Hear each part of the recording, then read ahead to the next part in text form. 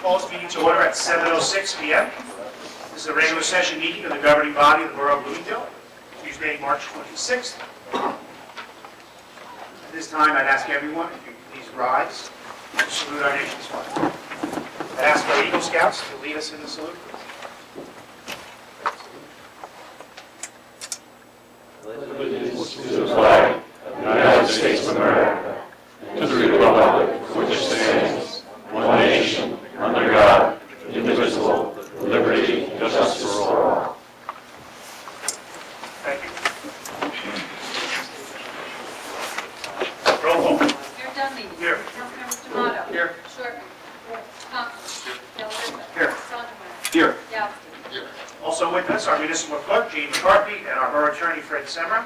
This is an official meeting of the governing body of the Borough of Bloomingdale. On January 2nd, 2013, public notification of the date, time, and official location of this meeting was faxed and mailed to all local news media and posted at the municipal building. As per state fire code, I am required to acknowledge there are two emergency exits in these chambers. The door which you walk through, and exit to my left. If an emergency was to arise, walk orderly out the exits through the doors down the stairs and out of the building. If anyone has any questions, please raise your hand on this topic at this time. Seeing no one, there's no need for early executive session. We do have a few non-agenda items I will just make mention of. If anyone wishes to speak, public comment on these items. One will be a resolution looking for the state to reinstate the energy tax to municipalities. Second item is a resolution, some tax court refunds and some tax redemptions that we'll be dealing with as well. So if anyone has questions on those, you can save that for early public comment. We're going to go a bit out of order by doing our presentation before early public comment. If the council would want to join me in front of the dais for the first two presentations, that would be great.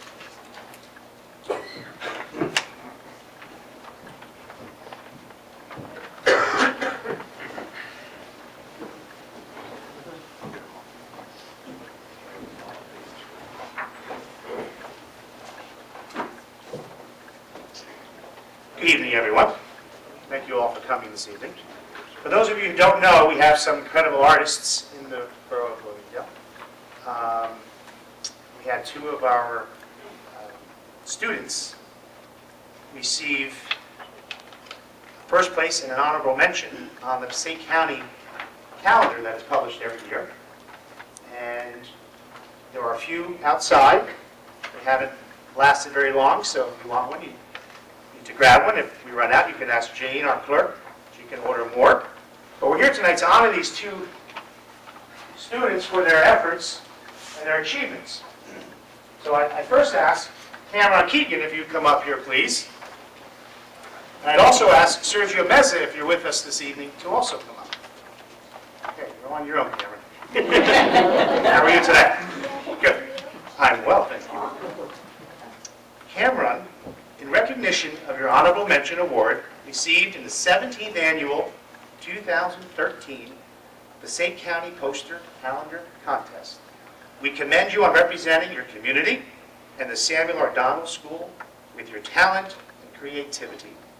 We proudly present this to you from the governing body this 26th day of March 2013. So we're very proud of you.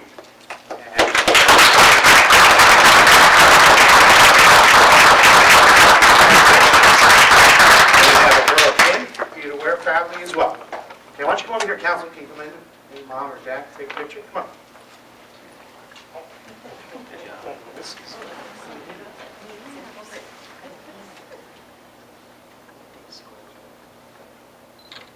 Thank you.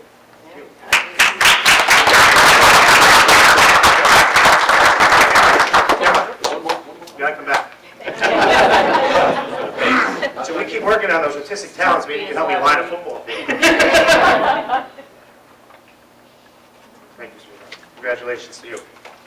See?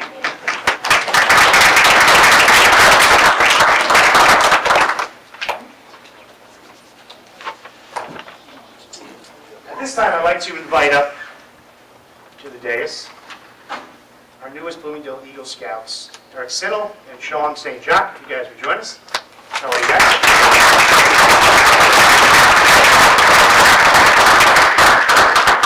These boys, Councilman Sondermeyer and I had the privilege over the weekend of attending their Eagle Court of Honor. And I've known both of these young gentlemen for a number of years. And I'll say it again, that you make the community proud. You are two fine examples of young, responsible men. We congratulate you for your achievement. We are proud of your achievement. It is well deserved. And again, continue the efforts and continue making Bloomingdale proud. We would like to present to you resolutions to each of you. And they were voted on at our last council meeting and presented the day of your Eagle Court of Honor. And they state the following. Whereas Eric Sinnell and Sean St. Jacques has participated in the Boy Scouts of America, a national organization founded in 1910 for the purpose of assisting young boys develop character, citizenship, physical and mental fitness through training in wood, field, and handicraft activities, and especially community service. Where Eric and Sean have graduated within the organization by achieving successive ranks and merit badges through their successful completion of activities intended to foster the purpose of the Boy Scouts of America, and have attained the high rank of Eagle Scout as a result. Whereas the governing body of the Borough of Bloomingdale find and declare that Eric and Sean have brought honor to your community, your family, and yourselves through your attainment of this high rank of Eagle Scout. And you have distinguished yourselves as examples to others of what it means to be a Scout. Now therefore be it resolved that the governing body of the Borough of Bloomingdale do hereby recognize and congratulate Eric and Sean on your attainment of this high rank of Eagle Scout. We do commend you and ask for continued participation in civil and scouting activities as a means of fulfilling your status as an Eagle Scout. And do extend best wishes to all your future endeavors. And be it further resolved that the Borough and the governing body of Bloomingdale have declared March 23rd, 2013, and 14 and 15 if you would like, Eric Sinnell and Sean St. Jacques Day in the Borough of Bloomingdale.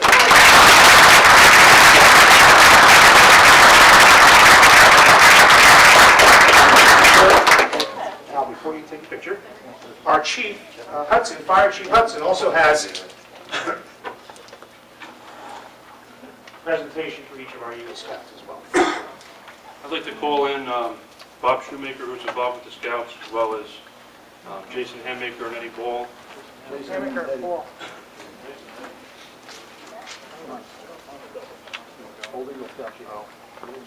This is working. Going to help Chief. I remember growing up through Japanese Scouts Summer Junior squad program going back several years ago. Jason and Eddie are both Eagle Scouts here with me tonight. And I'm sure you guys know Bob as well. So just want to wish you both the best on your efforts. It's a great achievement. I remember when we did the awards for these guys. It was a nice honor to be able to present to you guys. And we're glad you're here tonight with us. So in appreciation from the Bloomingdale Fire Department, we honor Steve St. Sean. Sean St. Jacques? Yep. Sean A. St. Jacques, and attaining Eagle Scout. The certificate is awarded. I don't need those. In recognition of the honor and esteem accorded to you, and is presented as a remembrance by the Bloomingdale Fire Department of New Jersey, March 24th, 2013, signed by myself, President James Group, and Secretary Mike Michael. Congratulations.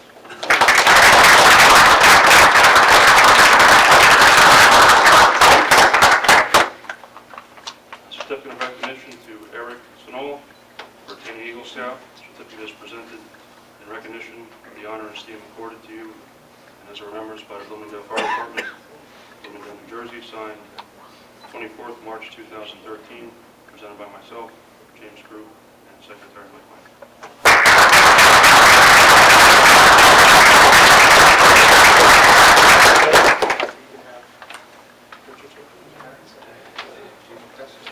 Guys, come on in. Squeeze.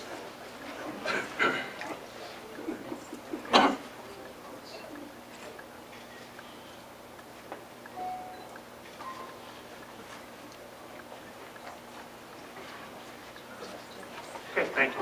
Thanks.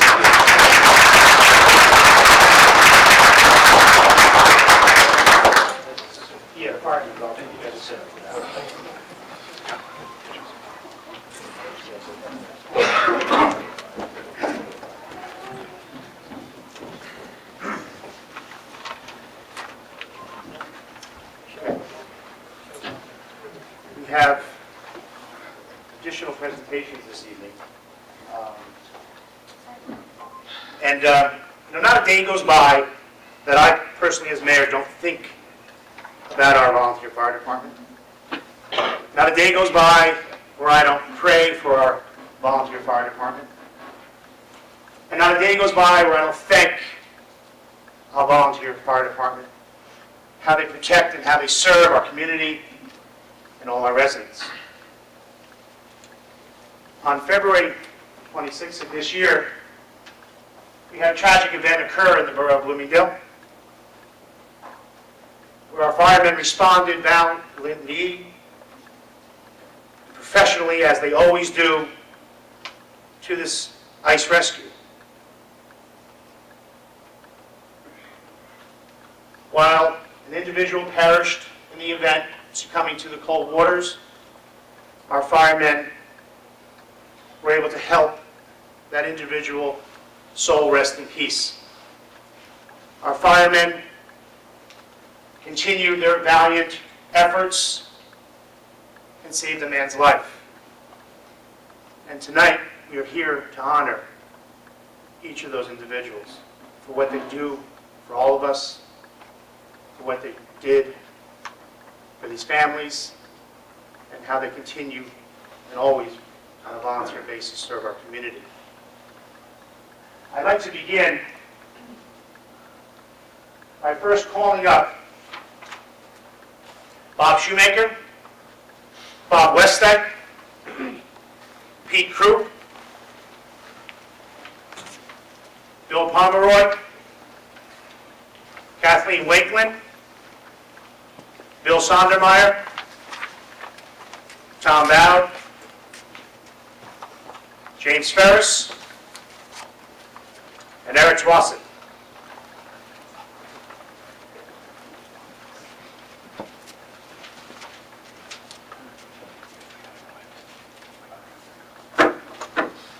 This evening,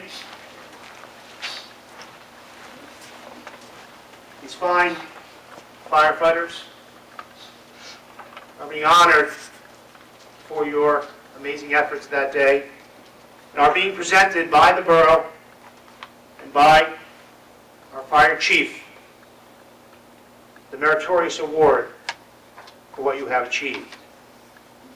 Before I present, I'll defer to the chief if he wants to make a few comments. I gotta write this. Not clear for you. I just wanted to start out by acknowledging the entire department who's here with us tonight. There's a couple of gentlemen out in the hallway as well that will be coming in momentarily. Tonight we're recognizing our members who have displayed professionalism above and beyond the call of duty.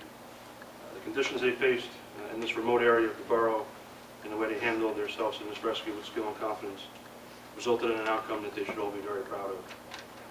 The department has trained for many years for these type of situations in ice rescue and technical rescue. In my early years in the department, which are gentlemen are ex-chiefs now, like Pete Krupp, Mike Wanklin, Ed Outwater, Wes Outwater is not here with us. But they started out teaching us how to do ice rescues quite a few years ago, and that commitment is still continued today. All those years of practice paid off.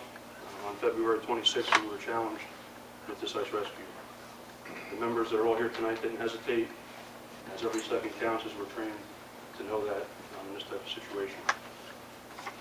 As you can see up here tonight, there's several members from about 50 years of service, over 50 years of service, to 2 and 3 years of service that have participated in this event. And again, I cannot say enough about the efforts and the commitment from this dedicated group. We come together time and time again to protect the citizens in the area and in this borough. So at this time, I'll turn it back to the mayor to begin the presentation. But again, I just wanted to acknowledge everybody here on the job well done. Thank you, Chief. And as I present each meritorious certificate, Correct. I also have a pin in recognition for the uniform for meritorious service. again, these fine volunteers receiving tonight the Meritorious Service Award. Always one. Timing couldn't be any worse. Perfect. This is an award for a highly unusual accomplishment under adverse conditions with a degree of hazard to your life and limb, to the nominee, or where death and injury to a third party was prevented. This meritorious award is presented to each of you this 26th day, March 2013. It's signed by myself and your Fire Chief, Michael Hudson. Our first award is presented to Kathleen Wink.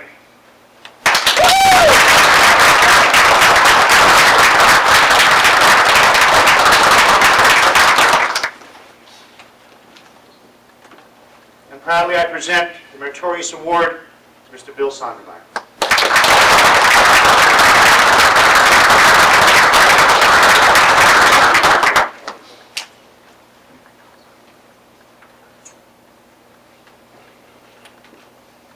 Our next outstanding member for many years of service and assistance that day, Mr. Tom Bowden.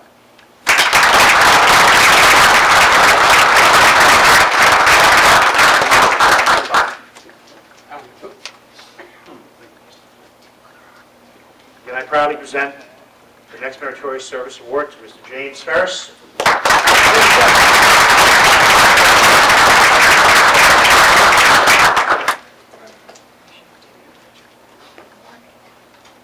Continuing honoring these fine individuals, I present the Meritorious Award, Service Award to Mr. Eric Schloss.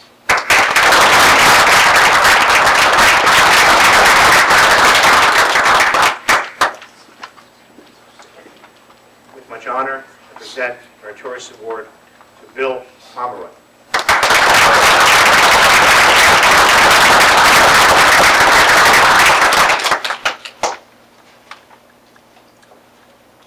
Continuing, proudly I present the Meritorious Service Award to Mr. Pete Krug.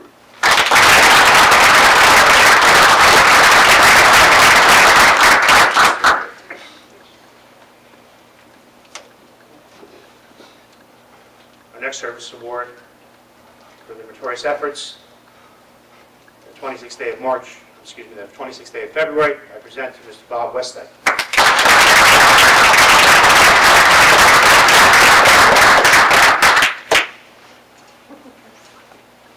And again, with much honor and pride, I present the Meritorious Service Award to Mr. Bob.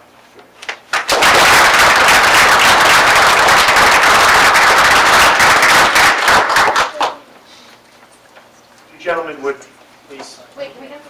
Oh, sure. And they're all going to come back, though. You want to do each individually? That's fine. No. Meritorious. It's perfectly fine. Yeah, everything, guys. How about you guys?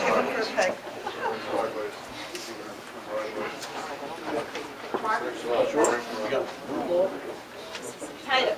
Kind of. Okay, you're a grown-up now.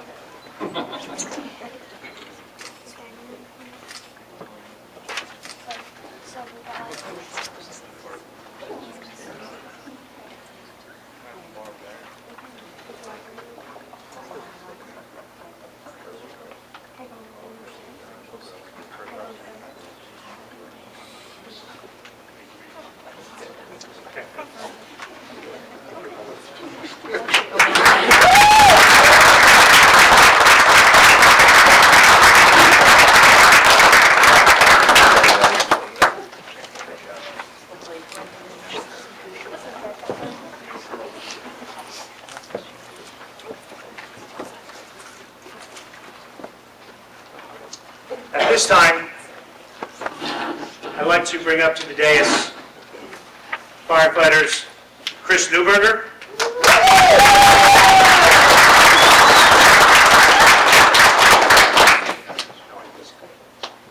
Steve Shells,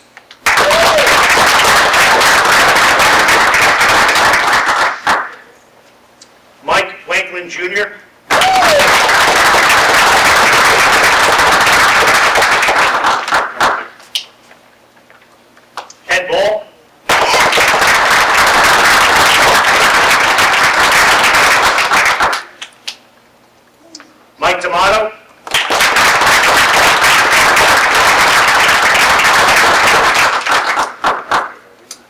and Jason Hammer.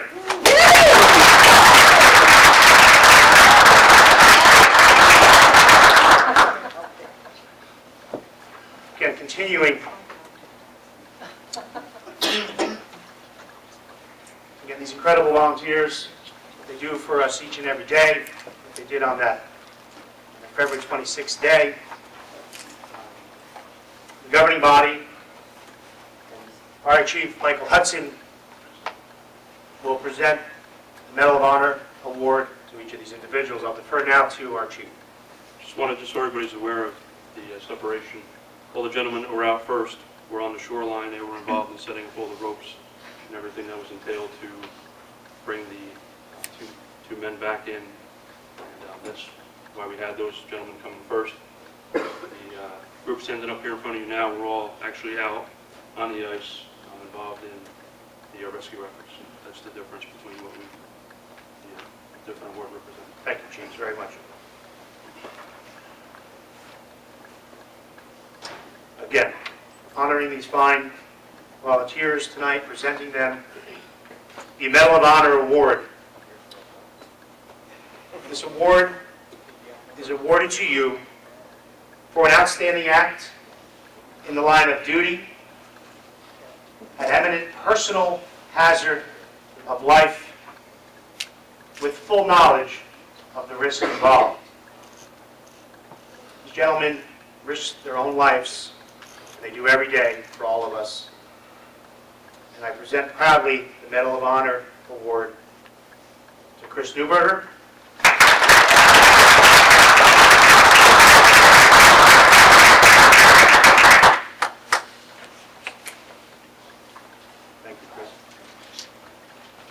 with honor, I present this award to Steve Chavez.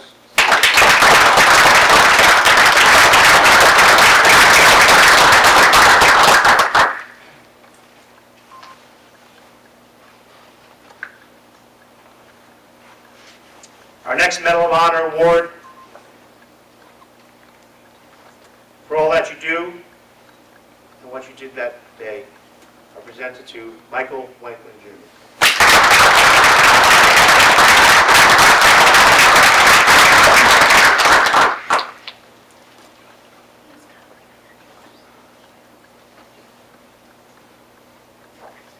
I'm proud to present our next Medal of Honor award to Mr. Ed Ball.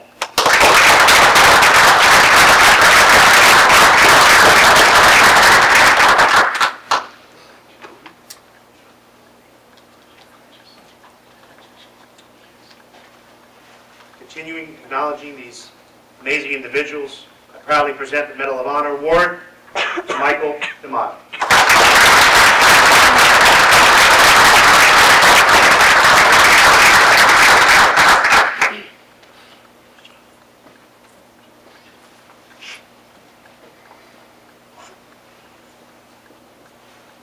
With much pride, I present our next Medal of Honor Award to Jason Hammer.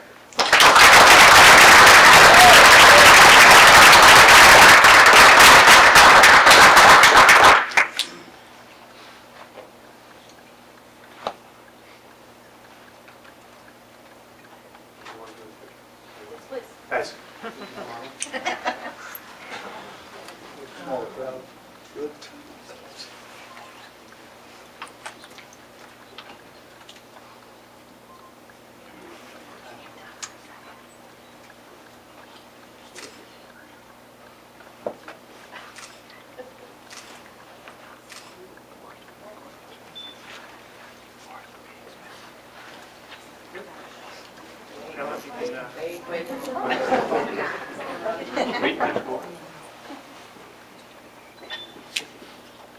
You guys could smile.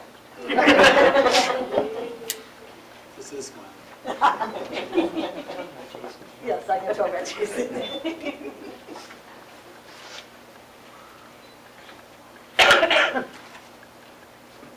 Okay.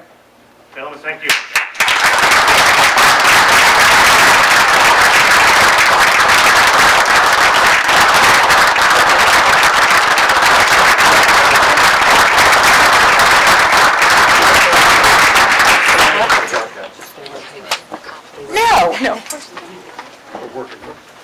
Continuing with honoring our volunteers, I would now call up Chris Newberger.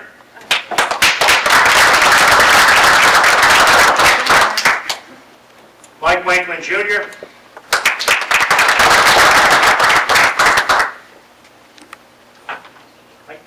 Ed Ball.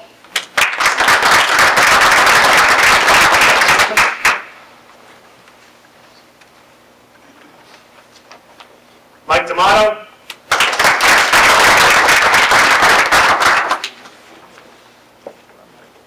And Jason Hamrick.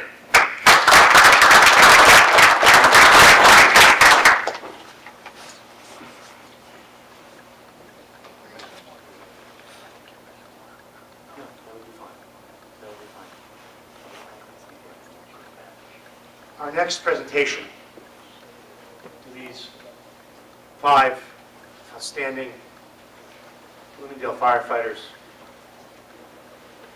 is called a life-saving medal. This medal is an award for an act performed in the line of duty which, through disregard of personal safety and or prompt alert action, results in saving a life. These gentlemen saved a life. These gentlemen, none of these gentlemen and ladies with us tonight do this for the thank you. None of them. They do this for all of us. And I know they sometimes, I don't think embarrass is the right word. They don't want the fanfare, but they so deserve it for all they do for all of us. And with incredible amount of pride, I present the life-saving medal. But before I do, Fire Chief Mike Hudson has an introduction. I'd like to introduce the gentleman who's fortunate, and we're proud that he's here with us tonight as well, to join us in this acknowledgement in more ways than one. The gentleman's name is Ted Andronuk, and his daughter's here with us as well. Let's invite him up.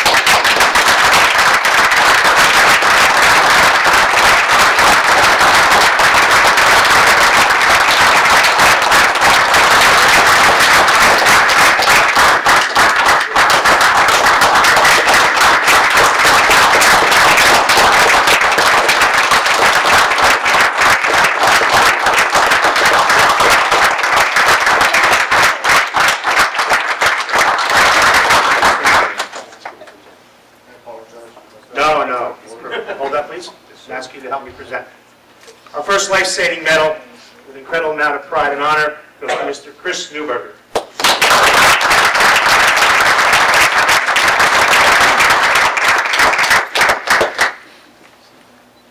Our next life-saving medal is presented to, I'm not going in order, Jason Hamrick.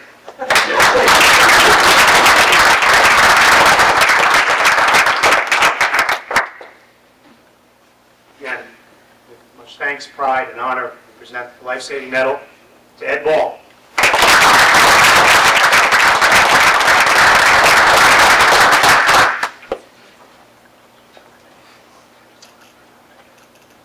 Our next life-saving medal for risking all of their own lives is presented to Michael Wakeman Jr.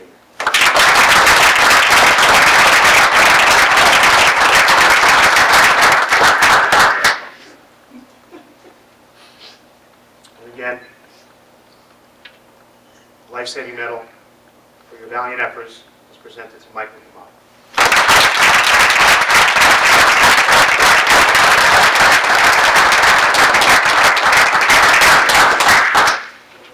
I'd like all our firemen to come back in. A round of applause.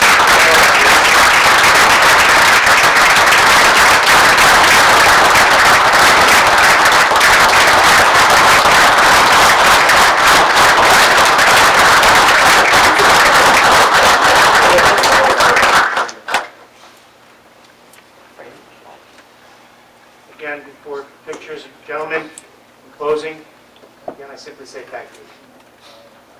The borough says thank you, and we cannot ever thank you enough for all that you do for each and every one of us. So, who would like to take- oh, please, Ted. Yeah. I'd like to thank you on behalf of my family, and I spoke with Frank's wife, and she passed me that on too. Thank you very much. Thank you, Ted.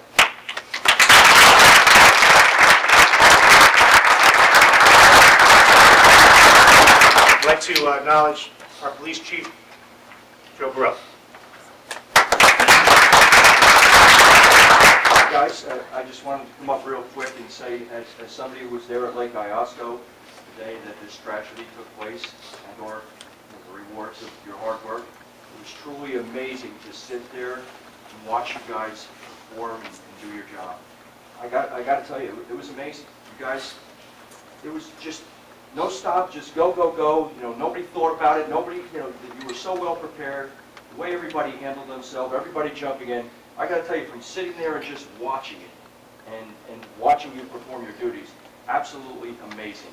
A+ off the charts, and I'll tell you, I've seen it time and time again with different things that you've done, you know, on different calls we've been involved with you on, and I wouldn't trade this fire department for anyone in the world, and that's no disrespect to any other departments, but absolutely outstanding job.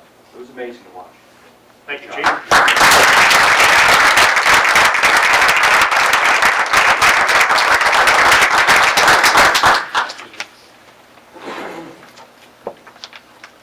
Just real quick, because I happen to notice him sitting in the crowd, if I call up Al Evangelista real quick. Pumpkin Lakes Fire Department assisted us that day on the scene, and unfortunately a couple of their officers couldn't make it tonight, so I just want to present them with a certificate of appreciation for assisting us that day with an ice rescue. Present the Pumpkin Lakes Fire Department for assistance at the ice rescue on February 26th. Al Evangelista is the next chief from Pompton, as well as, I believe, president a couple times. Anyway, I'm glad he's here. We want to present them with this award as well for helping us. Thank you, Al.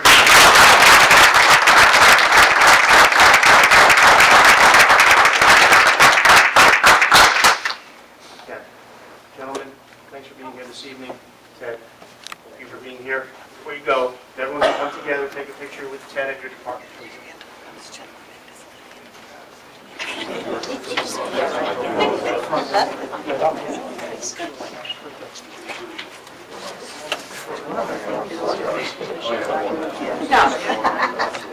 No, I'm very sorry. I was going to say, I'll keep that shit, but... Thank you. Can you start a little bit more, guys? A little more, guys. Can't see my face. Can't see my face. Can't see my face. Yes, Tracy.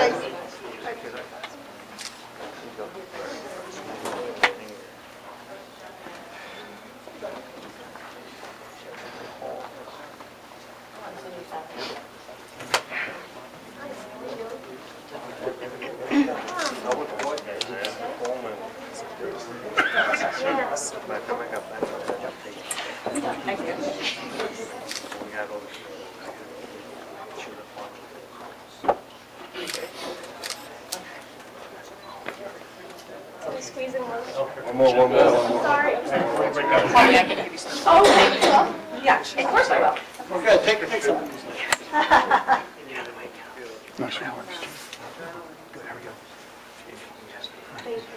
Before you bring up again, thank you. The next presentation, our police chief, I don't want to misspeak, but I'll call the state of the Bloomingdale Police Department. We'll do a presentation. We're going to take a 5-minute recess. Thank you, gentlemen. We're going to have another round of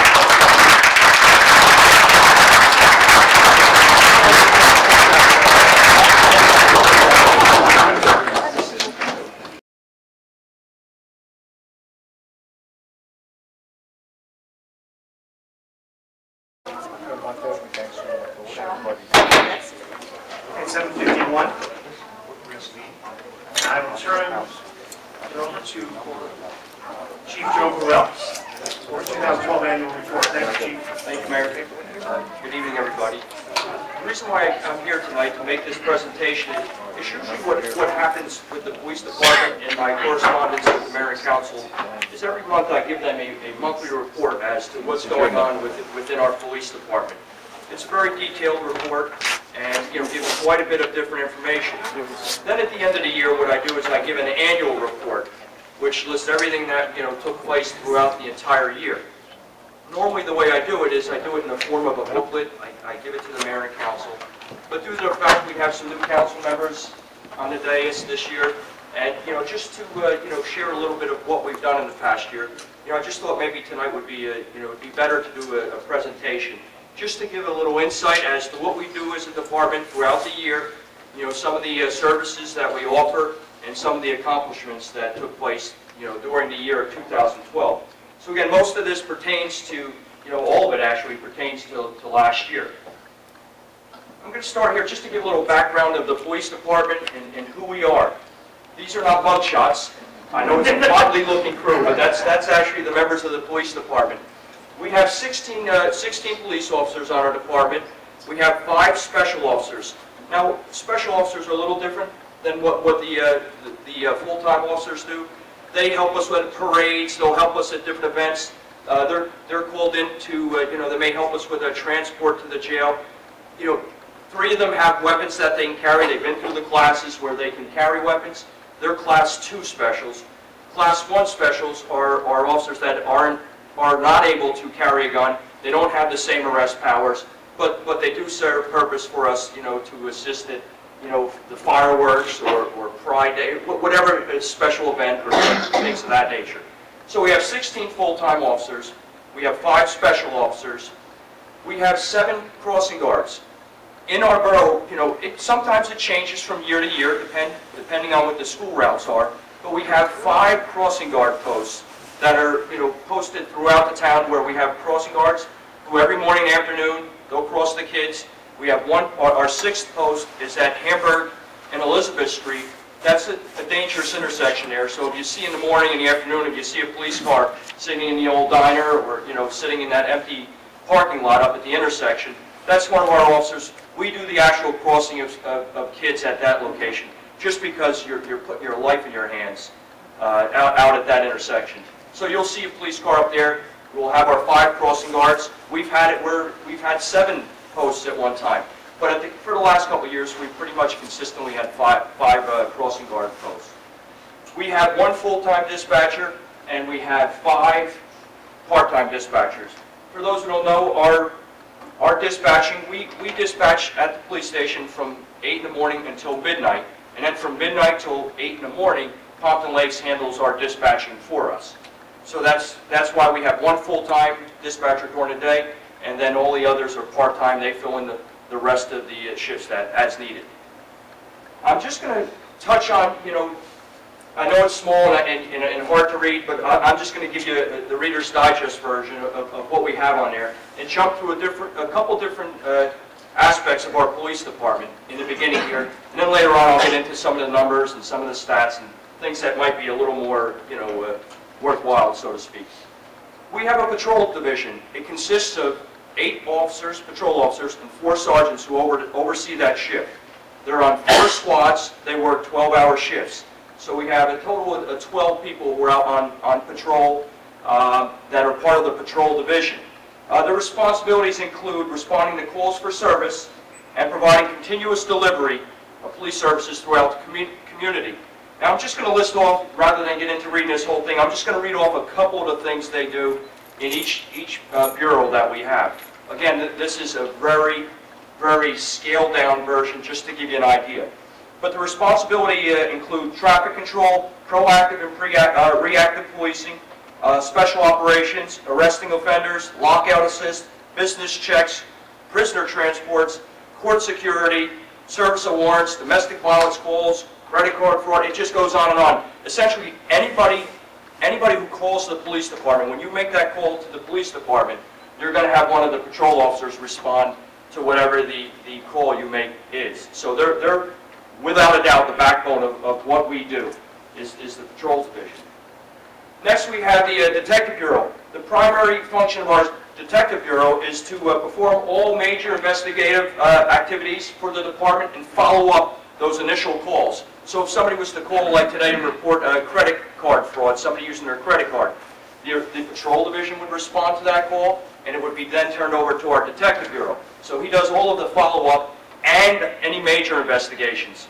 whether it be the bank robbery on Main Street, whatever the a major investigation is, the detective would become the lead of that particular investigation. He's also in charge of securing and executing search warrants, monitoring individuals who are registered under different tiers for Megan's law for sex offenders, so he oversees that for us. He's the juvenile liaison officer. Anytime we have an issue with a student at Butler High School that's from Bloomingdale, or there's some type of issue of that sort, our detective is the liaison for the Butler High School, and or for any issues we have with juveniles. Again, the patrol will handle the initial, the detective will handle the follow-up. He's our juvenile liaison. He handles drug investigations, any internet crimes. We have seen a spike in internet crimes recently. It's just unbelievable what we've seen in the last 6 months as far as internet crimes. It would leave you shaking your head, and that's a subject for another day, but we're constantly busy now with internet crimes. He's also involved with the Passaic County Prosecutor's Office. A lot of times we get involved with initiatives. We've had him down there on a gang squad. We've had our detective, who is Steve Caputo. We've had him down on drug task force. We've had him involved in different things with our county. So at times we'll put him on loan and he'll be of use to the county, but ultimately that always comes back to us. Because, for example, if we have somebody who's from this area who's going down to Patterson to buy drugs, we're familiar, we may be familiar with this person. We're getting intelligence and information that he can bring back to our borough to help us, handle our issues that we deal with on a daily basis. And also, he's the evidence custodian. He handles our evidence room, anything to do with evidence that we take in. Our detective bureau is in charge of that. We have a traffic bureau. The traffic bureau is, we have one person, Sergeant Mark Gildersleeve, who's in the traffic bureau right now. What his responsibilities are, they're just what it is, traffic enforcement. He handles if we have a serious accident, we had a couple of cars flipped this weekend, as a matter of fact. Any serious motor vehicle accident, if there's serious injury, or if there's a fatality involved, Sergeant Gildersleeve would be called out. He'd work with our prosecutor's office, the fatal accident team, and he would oversee it from our end. So he's involved with that. He's involved with traffic counts and speed surveys. What I mean by that, I'm sure many of you have seen, we have a box about yo big, and it gets put in different locations throughout the town that registers speed limit, the speed of anybody going past it. We put that out at different locations. If somebody was to call and make a complaint, we'll put that speed radar box out. If we have an issue that we want to look at, we can get counts and how many cars are going over the speed limit, what are the busy times. That radar box, essentially my traffic bureau puts out a schedule. Once the weather gets nicer, we put that out, and he's in charge with, overseeing that schedule for the radar box, and any pertinent data that comes in on that box when we bring it in. He also is in charge of the signs, the traffic signs within our borough, whether it's a stop sign, a street sign, painting the crosswalks, painting the lines for fire code. He's involved with maintaining that and making sure everything's within the uniformity of the guidelines that it needs to be. So we work with the DPW, together we work on that. He oversees and is in charge of our crossing guards. Every year before school starts, we have crossing guard training. Our insurance company requires it. Obviously it's very important that we keep up to date each year on different nuances and new things that come up, with regards to being a crossing guard and what's needed. So he oversees the crossing guard aspect. He's in charge of all our department training for traffic enforcement, certifies all our officers in radar. Every officer on the department is certified in radar. Sergeant Gildersleeve, along with one of our other officers, they're certified instructors, so they make sure that everybody's doing what is necessary, what's proper, making sure we're recertified and all the training that's involved with that. Two more things that he's involved with, just in a nutshell, would be he oversees the video recording. All of our police cars have video recording devices in them. If you get stopped, it's video recorded. For many different reasons, we have video recorders in our car. and he oversees and makes sure that all that equipment is working properly. And finally, he's involved with traffic grants. Every year you'll see us out there with the click it or ticket grant. We get a grant from the county or from the state. He's in charge of, putting that together for us. And also we get different DWI grants where at holidays or on different weekends we put people out on overtime, but it's paid actually through this grant where we can have, whether it be New Year's Eve or the Memorial Day, whatever the holiday may be, we put out roving patrols, officers that are randomly driving throughout the different areas of the town, looking for people who are driving while intoxicated. He's in charge of those grants to help get funds to offset our costs. So that's just some of the basics. Again, there are many other things that they're involved in. I just wanted to give you, just a generalized, idea of what they do. Next, we have the DARE program. That's a program that we've been involved with for over 20 years as a department. We actually have 4 that are doing the DARE program. It's a 10-week program. It involves, bullying, anti-drugs, anti-violence. It's a very good program. I'm sure everybody's fully aware of that, of what it is, so I'm not going to get into great detail. But right now we actually have 4 officers who do it at the Walter T. Bergen School. It's 4th, 5th grade, and it's been a very successful program. The next thing we have is a drug recognition expert. I'm just going to refer to what I have here for that. We have 1 officer who's a certified drug recognition expert. And what it is he's trained and he's also an instructor in evaluating individuals under the influence of drugs and able to determine the category of drugs that this individual may be under. It's a 12-step process. It's just short of being a doctor in a lot of ways. You have a doctor's kit, you're checking pulses, you're doing all kinds of medical things that are involved in this 12-step process. For example, if we were to pull somebody over, and they're all over the roadway, they're driving erratically, and we pull them over, and you know what, you think that you have somebody driving under the influence, yet you smell no alcohol, you see no visible signs of impairment. We would bring in, Sergeant Mike Boffa, who's this expert, this drug recognition expert, bring that person in, and we would be able to determine, is this person under the influence of marijuana? Are they under the influence of heroin? Are they under the influence of prescription drugs? So it's great in that respect, because driving while under the influence is not just for alcohol. There's other elements of it also. And that's where this comes in handy, when you know something is not right, yet you don't smell alcohol or it's not an alcohol-related incident. So Mike does an outstanding job with that. He's actually an instructor for the entire state, and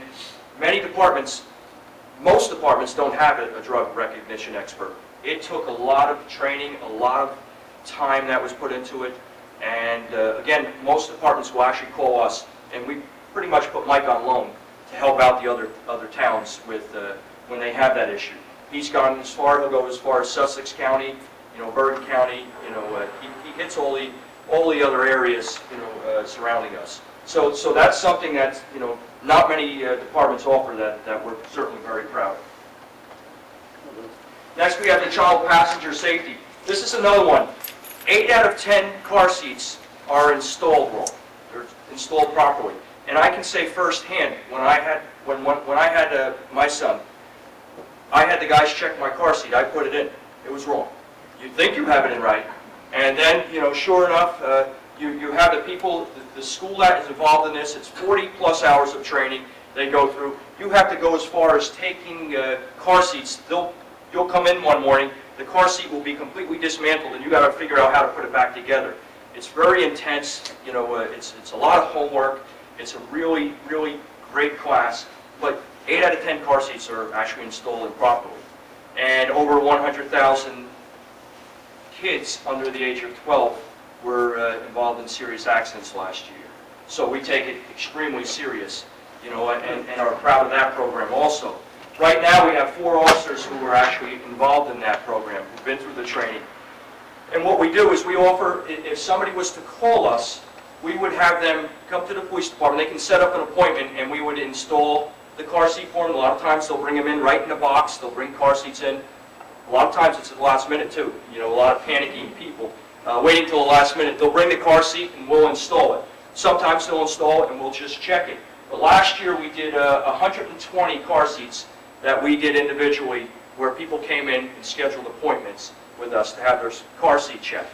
So we do that quite a bit. We also do it. We do it on Pride Day. We do it at different times throughout the year, where we'll set up checkpoints. We'll advertise it, different locations, and we'll check your car seat for you.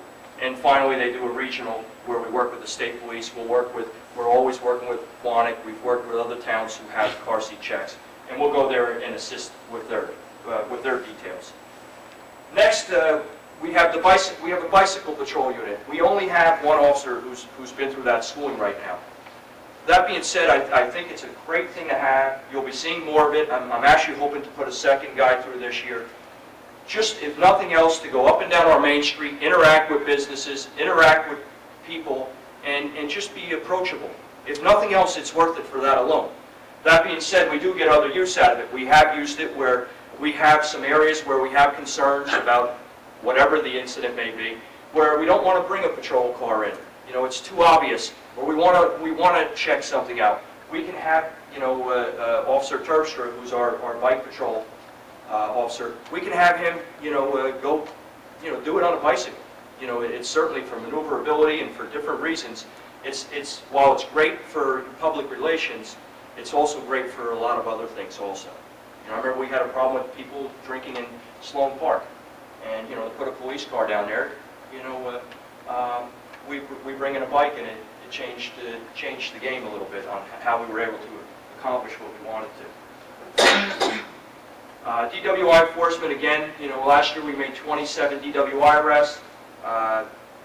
Everybody is trained on an alco test. That's the equivalent of a breathalyzer machine. Everyone in the department, with the exception of our newest hire, because you've got to wait a certain amount of time before you can become certified, they're all trained on it. Again, we had 27 DWI arrests. We do different details at different times of the year, and you know, we've been very successful in that area. The next one is one that I think you'll all find interesting right now, and that's firearms purchases.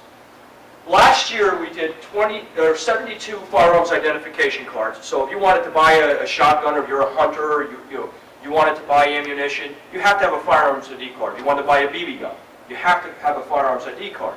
So we did 72 of those, and we did 106 handgun permits. So it says permit to purchase handgun, that's what it is. That's 106 permits that I issued last year for handguns. Well, I have to tell you, with the legislation that's being proposed right now, after the incident with Newtown, we have gone through the roof. I can tell you as of today that I've already done 60. And that's the whole year last year was 72. We are in March, and I've already done 60 handgun permits. I almost have to assign somebody full-time right now to our handgun permits. It is through the roof. I've never seen anything like it, and it's not just Bloomingdale. When I go to my county chiefs meetings, everybody has, you know, double and tripled in the amount of handgun permits that they have issued in the last 3 months. It's become a major topic. There's a lot of concerned people out there right now thinking that, you know, gun laws are going to change. I have people coming in here in for handgun permits who are, you know, are 21 right up through 80 years old, who now want firearms or gun permits. So that's been a real hot topic in the last several months. In all honesty, since the shooting in Newtown, and when that issue had taken place. Since then, we have seen a spike that is, I can't even imagine what we're going to be at the end of the year. So there's going to be a lot of, there's a lot of people in that area who are getting guns while we can. You know, there's no other way to put it. Next, we have court security. We provide court security on our court nights. We have a walk-through metal detector, and then we have a wand that we also use for detection. Last year we had 5,650 people pass through our metal detectors to come into our 26 court sessions. And then we had a couple of special court sessions also. So quite a few people. Training. I'm not going to get into all our training. We do a lot of hundreds of hours a year of training, whether it be in-service training that's mandated by the attorney guideline or our Passaic County Prosecutor's Office, or just, new training that we want to take on. We do hundreds of hours of training, but also on top of that, out of 16 men on our department, 7 are trained and are instructors and teach at the Passaic County Police Academy. So we're constantly involved with our police academy, with the new recruit classes, with all different aspects. We handle a lot of different areas at that police academy. We're one of the most involved departments in the county, and for our size, by far the most involved. So we're very active with our training and our involvement, with the police academies.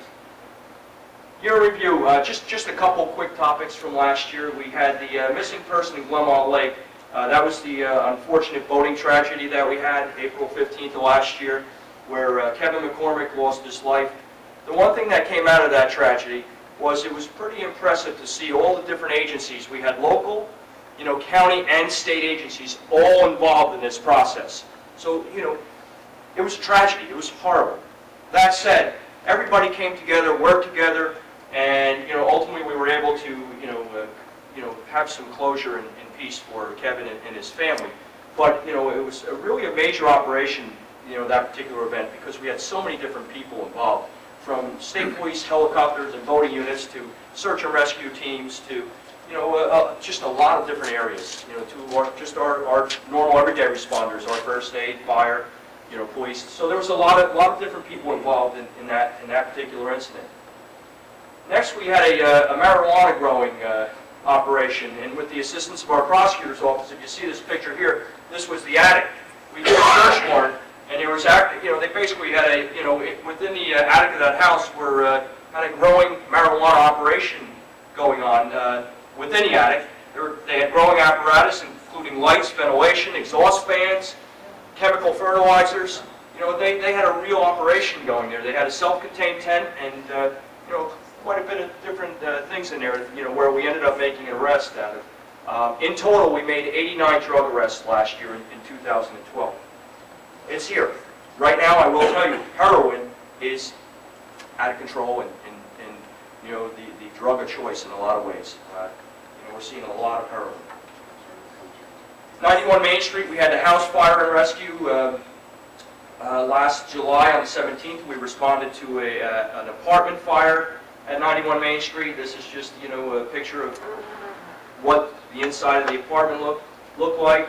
Obviously, the fire department, as I mentioned earlier, they do an amazing job. I've seen them save so many houses and buildings along the way. Truly amazing, and they were no different in this case.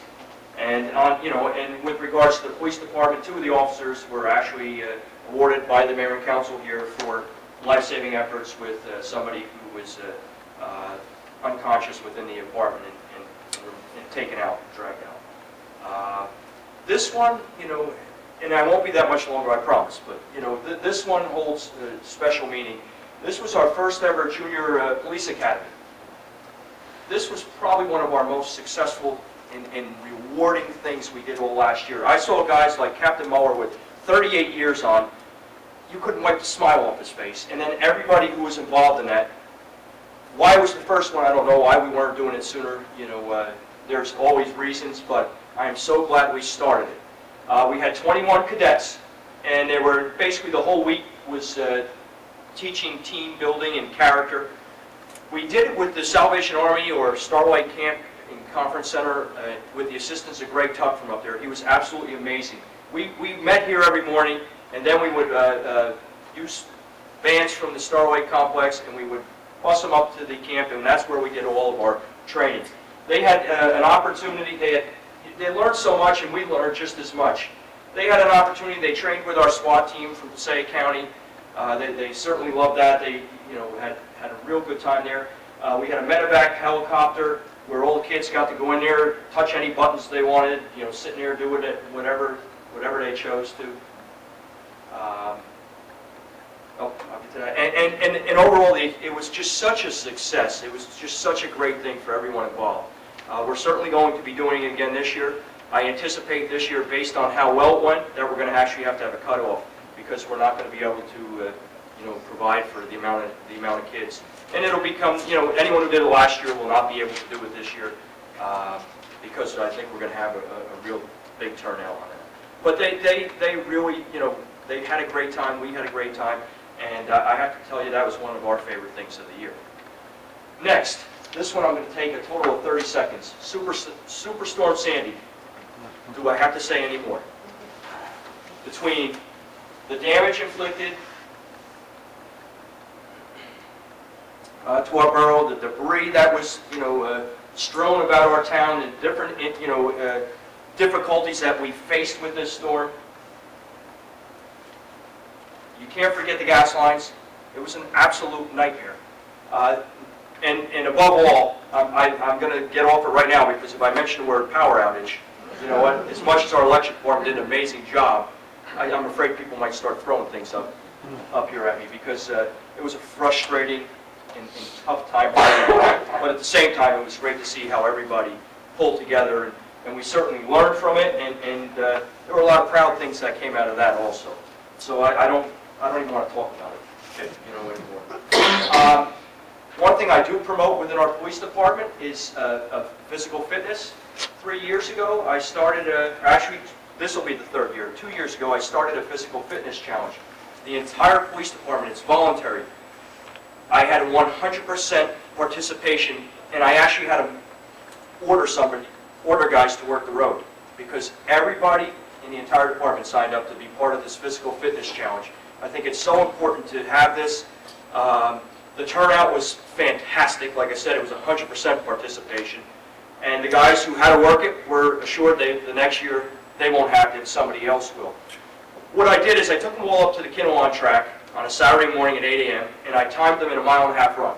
So this is the entire department, and I actually had a couple retired guys who recently left, and they came back and were part of this. I timed them in a 1.5 mile run. We did timed sit-ups, timed push-ups, timed planking. We did a whole assortment of exercises that they were timed and graded on based on their age. So that, that's one time where everyone wishes they were older than they were actually were. But we did, we started this physical fitness challenge, and ultimately every year I have a theme. And last year we decided to run 3 miles through Glumar Lake, and we did it in honor of Kevin McCormick, the individual who passed away, during that drowning in Glumar Lake. So we actually ran as, I have one thing that we call, we run as one. The entire police department, we run as one group. Nobody goes ahead of each other, we run together. And we ran Glumar Lake last year.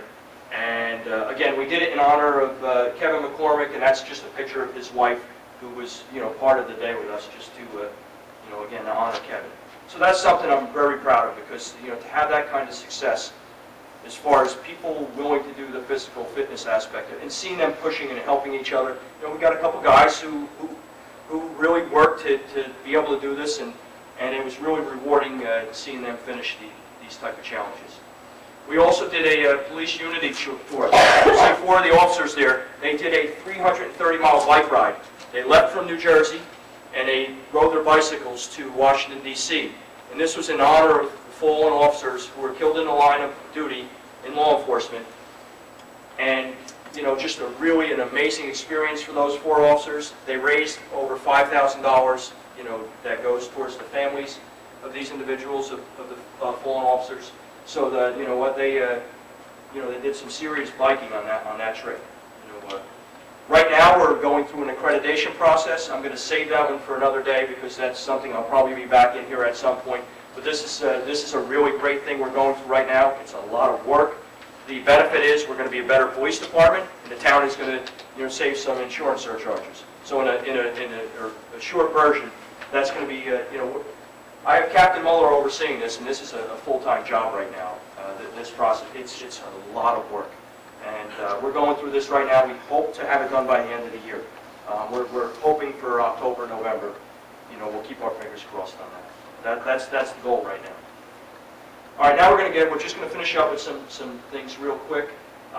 First off, you can't see it. I have it highlighted here. School presence. Last year we did 443 school walkthroughs. Several years ago we had a school shooting which involved the Amish. And at that point I came into work and said, what can we do different, as a department based on that incident happening. So we started doing school walkthroughs. Every officer who works the day shift has to walk at least one time through each school.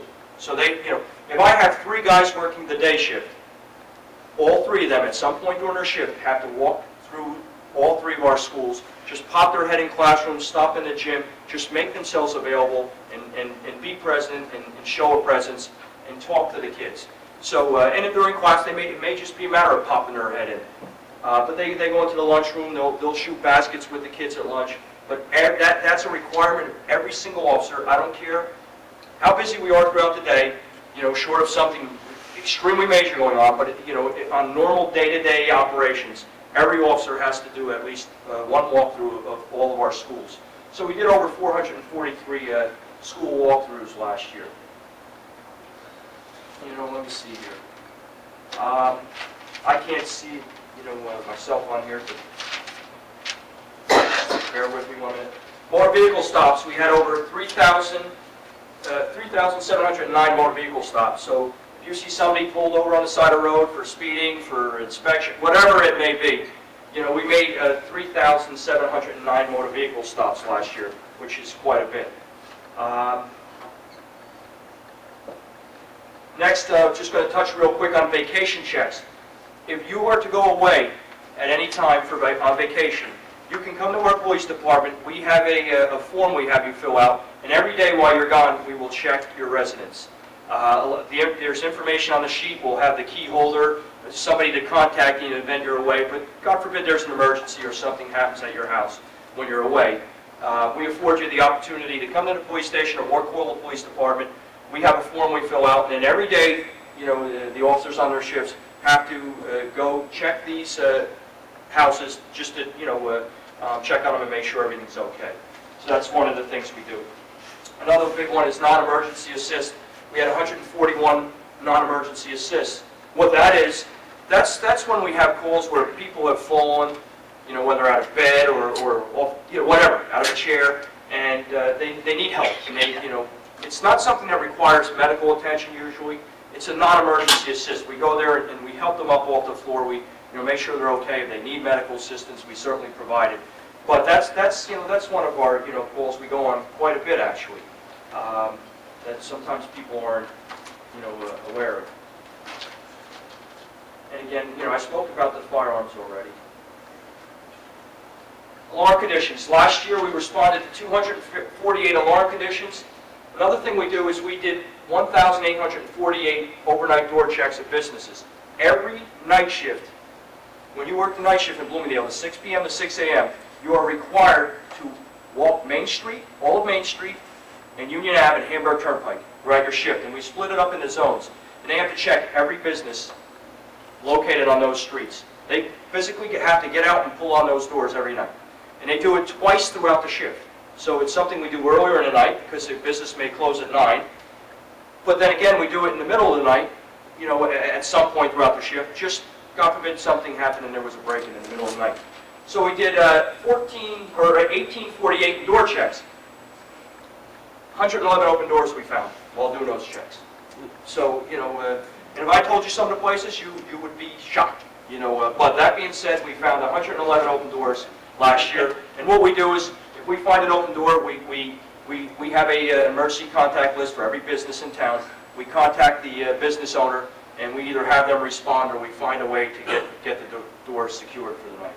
So that that's something that's been a great thing. Again, it gets the guys out of the car. It's a presence, and we do it at all different times, and just something that I feel is very important. Another major call we have is domestic disputes, domestic violence cases. That's a very unfortunate, but part of doing business. We have a lot of domestic violence cases. Last year we had 82 family disputes that didn't fall under the legal aspect of domestic violence, but then we had 87 domestic violence cases, many of which ended up in resulting in arrests, and 14 custody and visitation disputes. Ambulance calls, we had 431 ambulance calls last year, 141 non-emergency assists, 17 mental health emergencies. That's certainly becoming, we've seen a lot more of them also recently. Moving along, we had 250 motor vehicle accidents last year, resulting in 51 injuries. 30 occurred on municipal roads. So, and I'll just take it a step further. 177 occurred on county roads. Our county roads are Main Street, Hamburg Turnpike, Union Avenue, Glenwald Ave, and McAfee Road. Those are our county roads. So 177 of our accidents occurred on those roads. And then another 30 occurred on the side streets, for lack of a better word. So we had again, we had 250 accidents, and 43 were on different parts of the private property. So that's what we dealt with as far as motor vehicle accidents. Getting into our traffic enforcement, I'm not going to get into each of them, but you will see this is just a little pie chart on some of the things that we are common, things that we ticket for. Seems like inspection is the big one, other than overnight parking. Last year we did 1,139 radar details. Again, as part of your shift, I required that every officer has to run radar. It's just part of being a proactive police department. So we did 1,139 radar details. We stopped, like I said earlier, 3,709 traffic stops. We issued 3,995 summonses, patrolled 108,023 miles, and ultimately it ended up 419,000 in fines. And some people don't want to hear that, but again, that's just part of enforcing the laws in the borough. We certainly keep busy. So that's pretty much the extent of some of the things that go on within the police department. If you ever have any questions, you can always call. I'll certainly, if you have questions about tonight or questions about other things, don't hesitate to reach out to me. But that's just a real basic overview of some of the things that we do. Okay? Yeah, Chief, Thank you very much. Yeah, well, first, thank you. Phenomenal presentation, very informative, and we just want to thank you. I mean, you lead so well, and you lead a real fine department as well. I think we all know that. So, thank you, and we get a round of applause for the chief.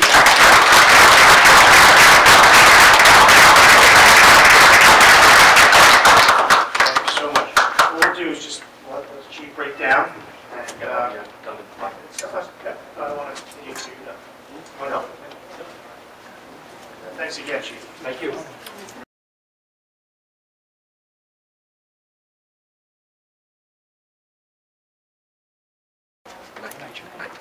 Excellent. Excellent report. Thank you.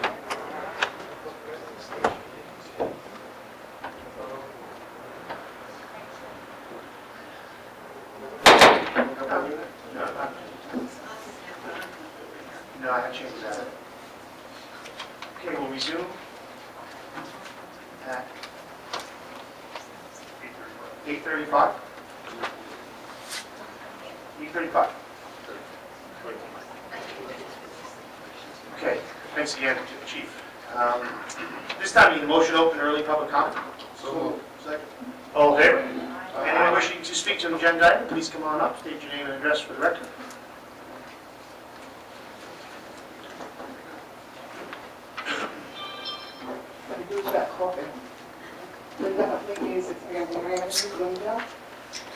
What is this under F, 12F? One is the organization of special meeting to amend the budget. What budget are you amending? Separately. Separately. We do every year. We can't amend until April 1st. So we have to do amendments to put more in When are you salary. going to get the budget itself? We're going to introduce on the 23rd. Okay. Budget introduction will be on April 23rd. How come it's taking so long to do this? I don't think it's any longer than the best. Yeah, It's in the auditor's hands now, and we'll be in front of the budget committee shortly to fine tune it, and we're in pretty good shape. So, 23rd will be introduced. Thank you. Thank you. Anyone else? I see no one. Have a motion to close. So moved. Second. Okay, reports from professionals, department heads, committee liaisons, etc. First, Jay, do you have anything? Mr. Attorney, do you have anything? Okay. Yes, Linda? I just had a meeting, the Environmental Commission meeting was canceled because of the snow. They haven't really begun reviewing the open space master plan, actually. But we did have a senior advisory board meeting Monday afternoon, and looked around the building and feel that we should begin looking into renovating the building, the bathrooms. I don't know if the engineer has ever looked at the floors and the cracks, and I'm not sure about that, but I know that the building is very widely used a lot, and I can meet with you to discuss more details, but I think, we ought to consider renovating the building. Sure. Okay, on your point, the open space plan, I believe is back to the planning board for private review as well. They'll have a public hearing to get our updated open space master plan. Regarding the senior center, I believe on file, and I'll review it in the morning. I know the engineer has looked at some of the structural issues, the cracks in the floor.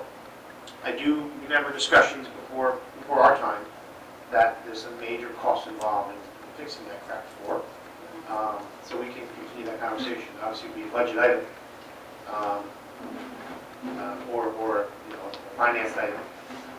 So we can continue that, but it is quite costly from my understanding. I also met with Sonny Brennan of the Master Gardeners last week at the center to review their plan for this year and offer her our services and assistance with their plans this year. And on that note, I understand that the Rose Fund had dedicated $2,000 Yes. to the gardeners. She's already had a crew there, 14 people are working. I mean, they have so many volunteers working over there. But I didn't understand why this year we were taking $1,300 out of the $2,000 for the mulch and the gravel. We No. haven't done that in the past. No, We're not? no, Okay. no, I explained that to her. 2,000 is for plantings and whichever she sees She fit. must have misunderstood on No, I made that clear, that the mulch and gravel will be on top of that, either in the form of a donation or supplied via DPW. That would be great. We're Yeah. very lucky to have you. Please clarify that with her. I will. Okay, anything else? No. Councilman Sandemeyer, Municipal Alliance, you have anything for us? I do. It's actually public events, municipal alliance, and recreation. I'll put them all in 3 and Okay. 1. This Saturday, March 30th, at the Walter Bergen School, Rain or Shine, is the Easter egg hunt. Usually it's a big turnout for parents and kids, probably about 400 or 500 people, and it's at 12 o'clock. And then on April 4th, Doug Alliance, Municipal Alliance is sponsoring a Bully Me Not program at the Walter Bergen School. The doors open at 6:45. 7 to 7:50 is an anti-bullying presentation with the presenter. And then at 8 o'clock, the basketball game between, I guess it's the school personnel or school teachers and members of the council, members of the fire department, as well as the police department. I think she's handed out about 300 tickets to the kids. If they go to a presentation, the basketball game is free. If they do not go to a presentation, it's a $5 donation to the Municipal Jug Alliance. And on Saturday, April 13th, is the trout contest at Bogue Pond. I want to say 10 a.m. 10 a.m. 10 a.m. Rain or shine. Rain or shine as well. And also this year, for the first time, the Drug Alliance is going to have a build your own aquarium, and you can buy a goldfish if you catch You don't catch trout. for a minimal fee. Great, thank you. Let me add to that. April 20th is Little League's opening day and parade. Also, at the trout contest at 10:30 a.m., Glenwell Garden Center will be planting a tree dedicating their 85 years this year in business, Glenwell Garden Center. And we will have them in, I believe, on our April 23rd meeting to recognize Glenwell Garden Center for those 85 years of serving our community. So, great, thank you. Sounds good. Councilman Del Ripa, you have something? Yes, I have a couple things. If you recall during the discussion about the ice skating ban ordinance, I taken an action item to bring back to the Board of Education about ice safety awareness. Interim Superintendent Guglielmo seems to be very receptive to it. He brought it to his administrators, the principals, and stuff like that.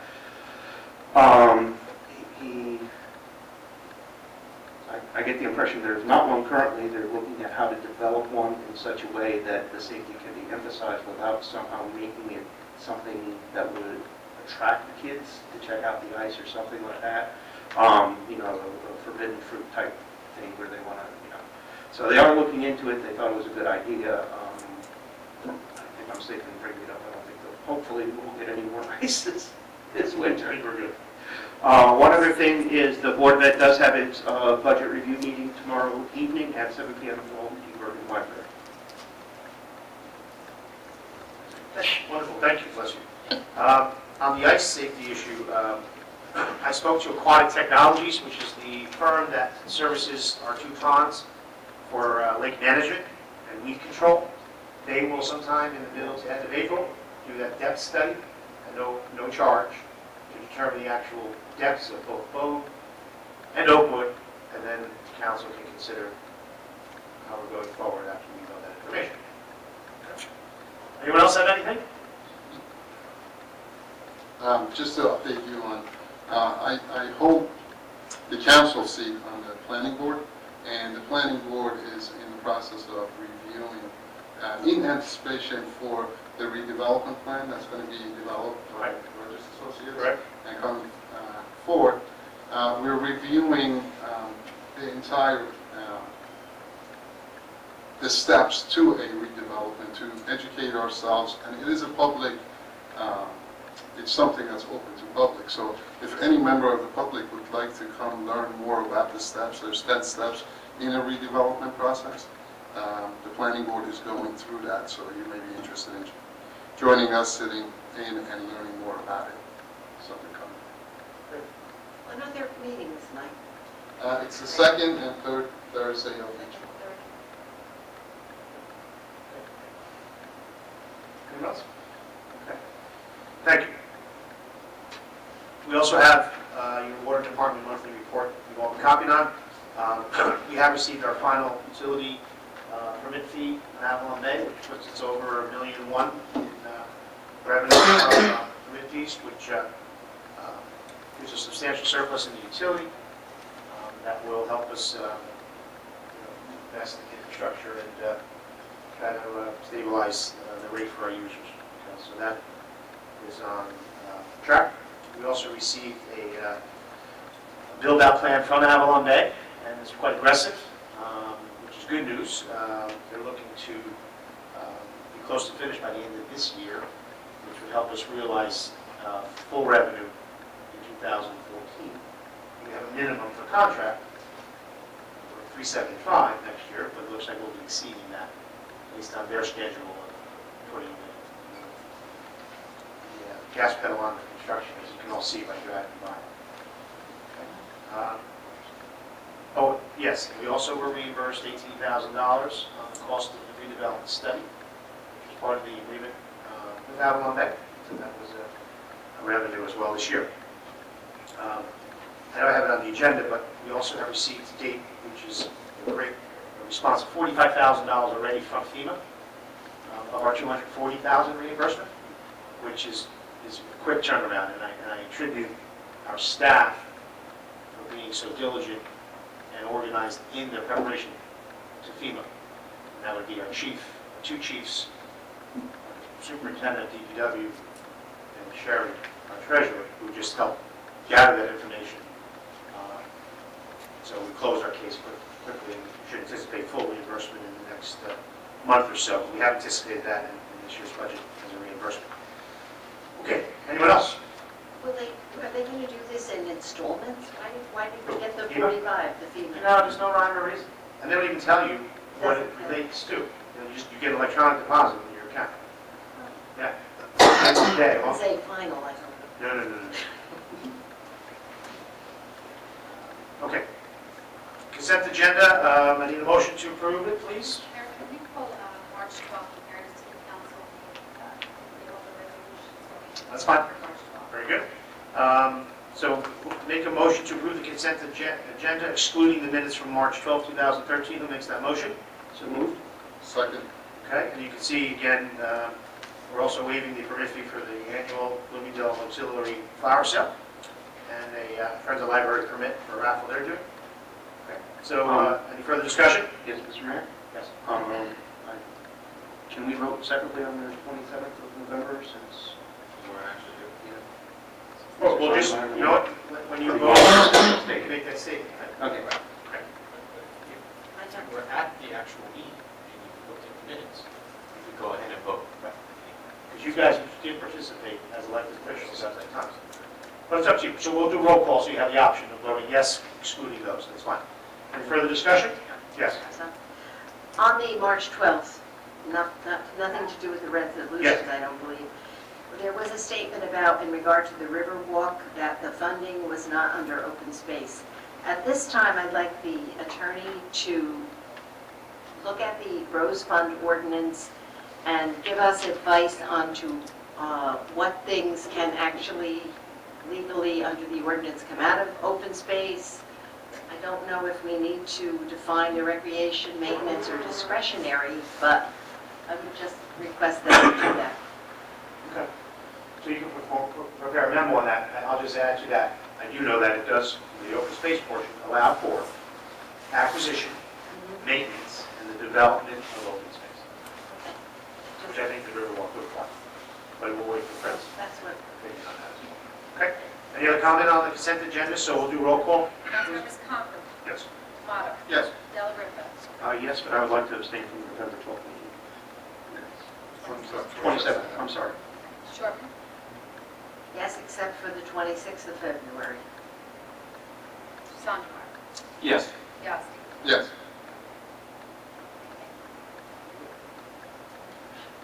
Okay, thank you. Pending business. Status on transparency on website, borough positions and salaries. At the request of Councilwoman Shortman, this is on the agenda. Yeah, there's a consent agenda. I just did that. And as I responded in an email, or had Jane responded to you, Councilwoman, the information has been gathered. Jane is waiting on just confirmation from all the department heads on the exact title, so you don't miss sergeant, lieutenant, laborer, mechanic, so we have all defined titles. So I would hope, well, I originally said by the end of the month, so we'll go by the first week of April, 10 days of April. Is that okay? Okay? Much appreciated. And what we'll do, if you notice the website, there's been a new transparency tab added. And that tab is where all the resolutions, minutes, and this document will go. Sounds great. Okay. Item B, report from Borough Attorney in regards to Bloomingdale zoning map. Now, is there any comments to be made? I know we had to define it by ordinance. We did introduce it. No, but there's a number of steps that we're going to take, Mayor, that I've In your outlined. memo? Yes, Okay. and I did speak to Mr. Graff, That's fine. who indicated that they, the standpoint of that subcommittee, if I'm speaking correctly, they're on board with the steps. So we're going to work together to bring it forward, and Coded Systems, who's doing the codification for the borough, has done a good job to make sure that we're going to have everything in great order when we complete this process. And one of the requirements, though, was the zoning map be adopted by ordinance. Right. We're going to address that all. Okay, so we do want to have to take do that. those steps. Right. So that would just- No action for right That now. was just on our pending, not agenda list, so it's part of the whole picture. Great, thank you so much. Under pending business, we have the introduction of ordinance 16, 2013, amending the fee ordinance to include changes to fee to the peddler and solicitor. Now, this may sound familiar because we did do this previously, but the solicitor fee, which we wanted to increase, remained in print at $25. So we are introducing to amend the fee ordinance reflecting a $200 annual permit application for peddlers and solicitors. And that's what this introduction is for. And do I have the motion to introduce by title? So moved. Second.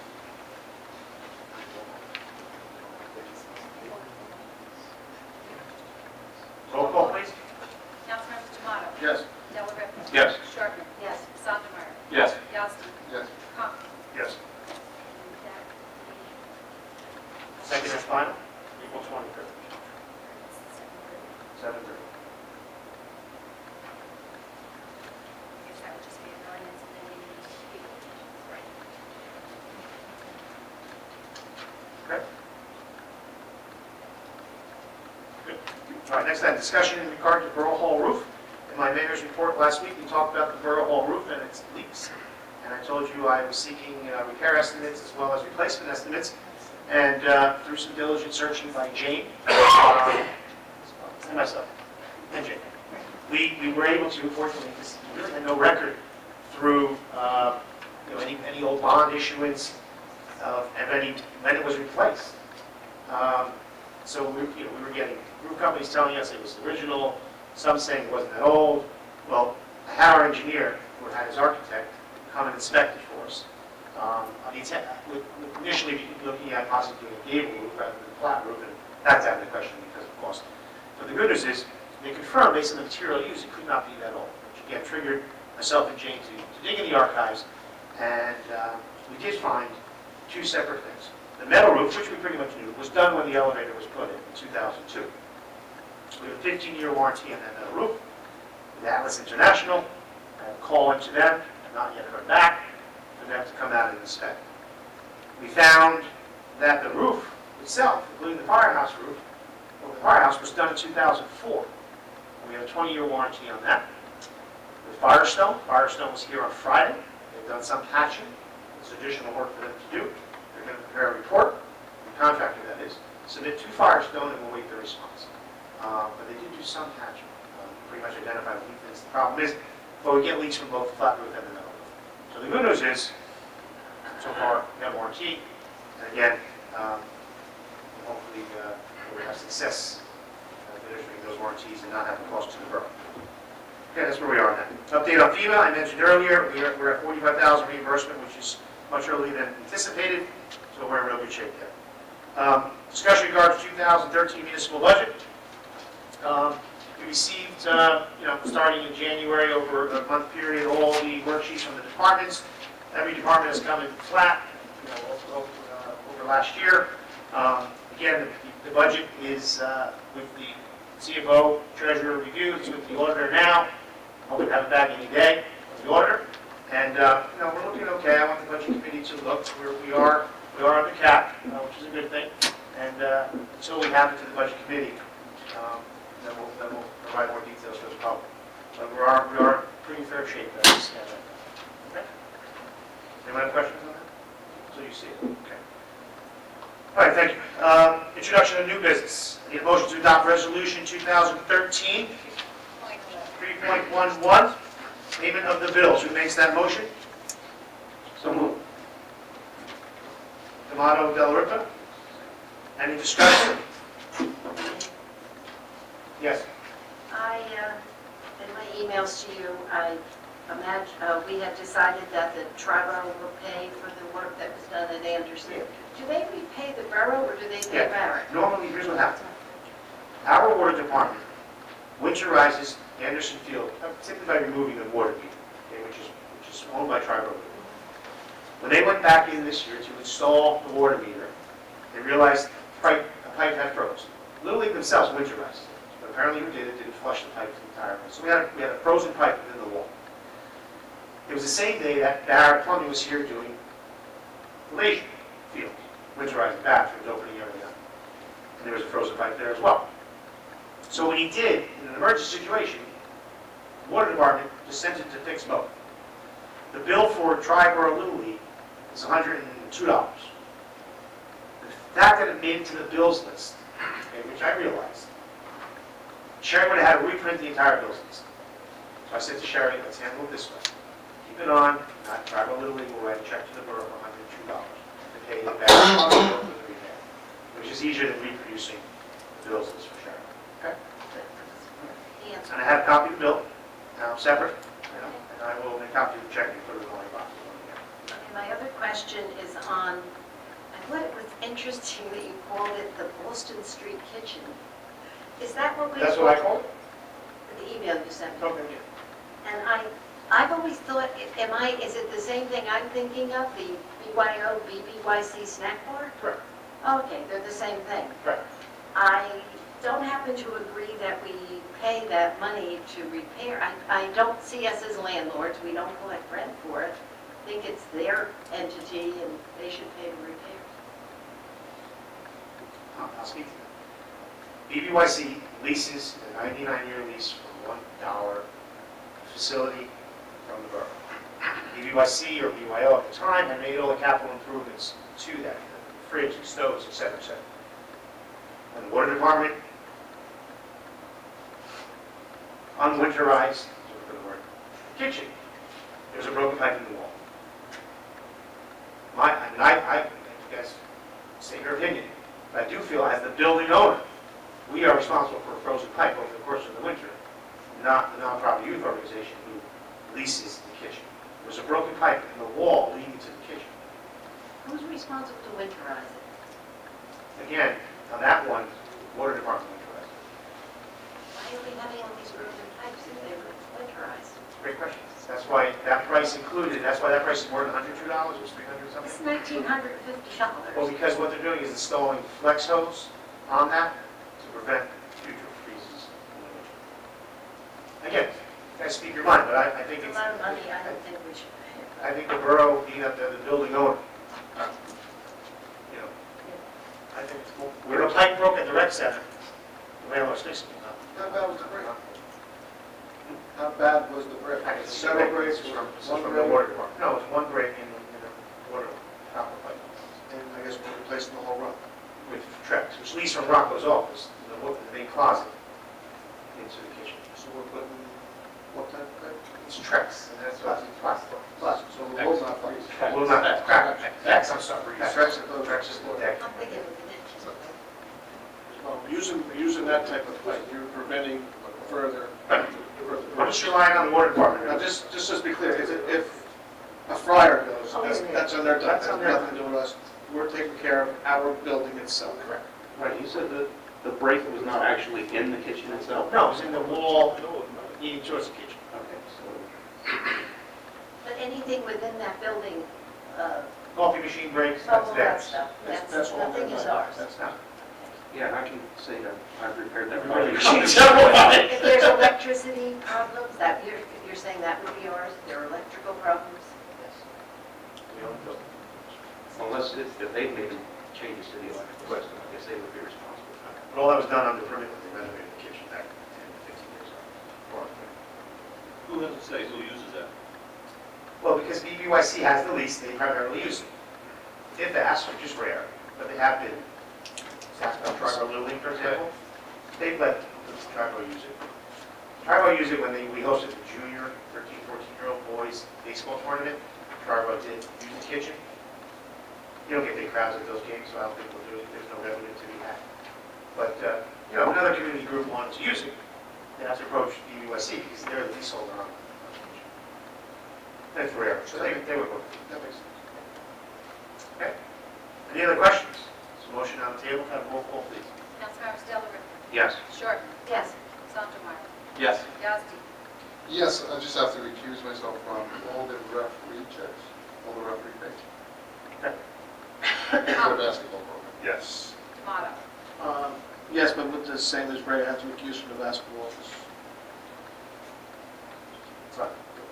Great, thank you very much. Adoption of resolution 2013 3.12, authorizing cancellation of capital ordinance. Who makes that motion? So moved. Is there a second? Need a second. Second. Thank you. Any discussion? Okay, what we're doing is canceling all capital ordinances that are some grants not being utilized. There are balance sheet. Some projects that are either done or are not being done. The total amount is $939,760, of which $210,000 is grant. The rest will be up to the budget committee to use, pay down debt, the capital without borrowing new money. Things we'll discuss. Okay. We're getting this ironically, part of the Moody's report was leaving this kind of money on the books, particularly grant money. Looks as an expense you're not utilizing. You know, it's not good. We'll have more we'll be doing before the end of the year. Believe it or not, the original Walter T. Bergen Green Acres grant is still on the books. It's not affecting us, but not dead to us, but it just appears on the books. So it affects your cash balance appearance, because it's there as a liability.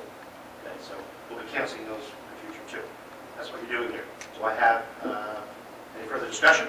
And I need a roll call. Councilmember Shorten. Yes. Sandemeyer. Yes. Yazdi. Yes. Conklin. Yes. Tomato. Yes. Del Rippe. Yes. The next item is adopting Resolution 2013 3.13, supporting sustainable state funding for preservation stewardship of open space, park, farmland, historic sites in New Jersey. The reason for this, we have the original bond ordinance that the voters of New Jersey voted on funding Green Acres through 2012. What the resolution is asking is for that the state to continue its funding beyond 2012. Who makes that motion? So moved. Second. Any further discussion? Roll call, please. Councilmember Sondemire. Yes. Yazdi. Yes. Conklin. Yes. Tomato. Yes. Del Rippe. Yes. Short. Yes. Authorization for approval. I'm sorry. Okay. Mike, we continue? Yes, go ahead. Yeah, for yes. Sorry. Yes. Motion to decrease Councilman Conklin's pay. Authorization for approval of proposal from GL Group in the amount of $4,900 from GL Group for repair of our heating and air conditioning system. We have certification of funds. This is actually, although we know we like to spend money, it's actually good news. As you all know, there are big problems with the heating and air. And this will solve our problems, which again is real minimal cost in the big picture. As you know, you could be in this room, the air is on now, and then there's damper issues, return issues, where the hallway would be sensing this cold and putting heat on in the hallway. We had thermostats that were installed before our time that were Honeywell systems that were manually locked, so we had no control locally in-house of thermostat control. Everything, when it was installed, the intention was for the town to pay an annual service fee of quite a bit of money. $3,800 from about a 7-8 year ago contract. But it was never instituted, probably because of the cost, where the company, not Honeywell, the company, the plumbing here they had here at the time, was not a local person, which would monitor remotely. Okay, that was never done. So the town was actually paying over the past few years a vendor to come here to adjust the thermostat.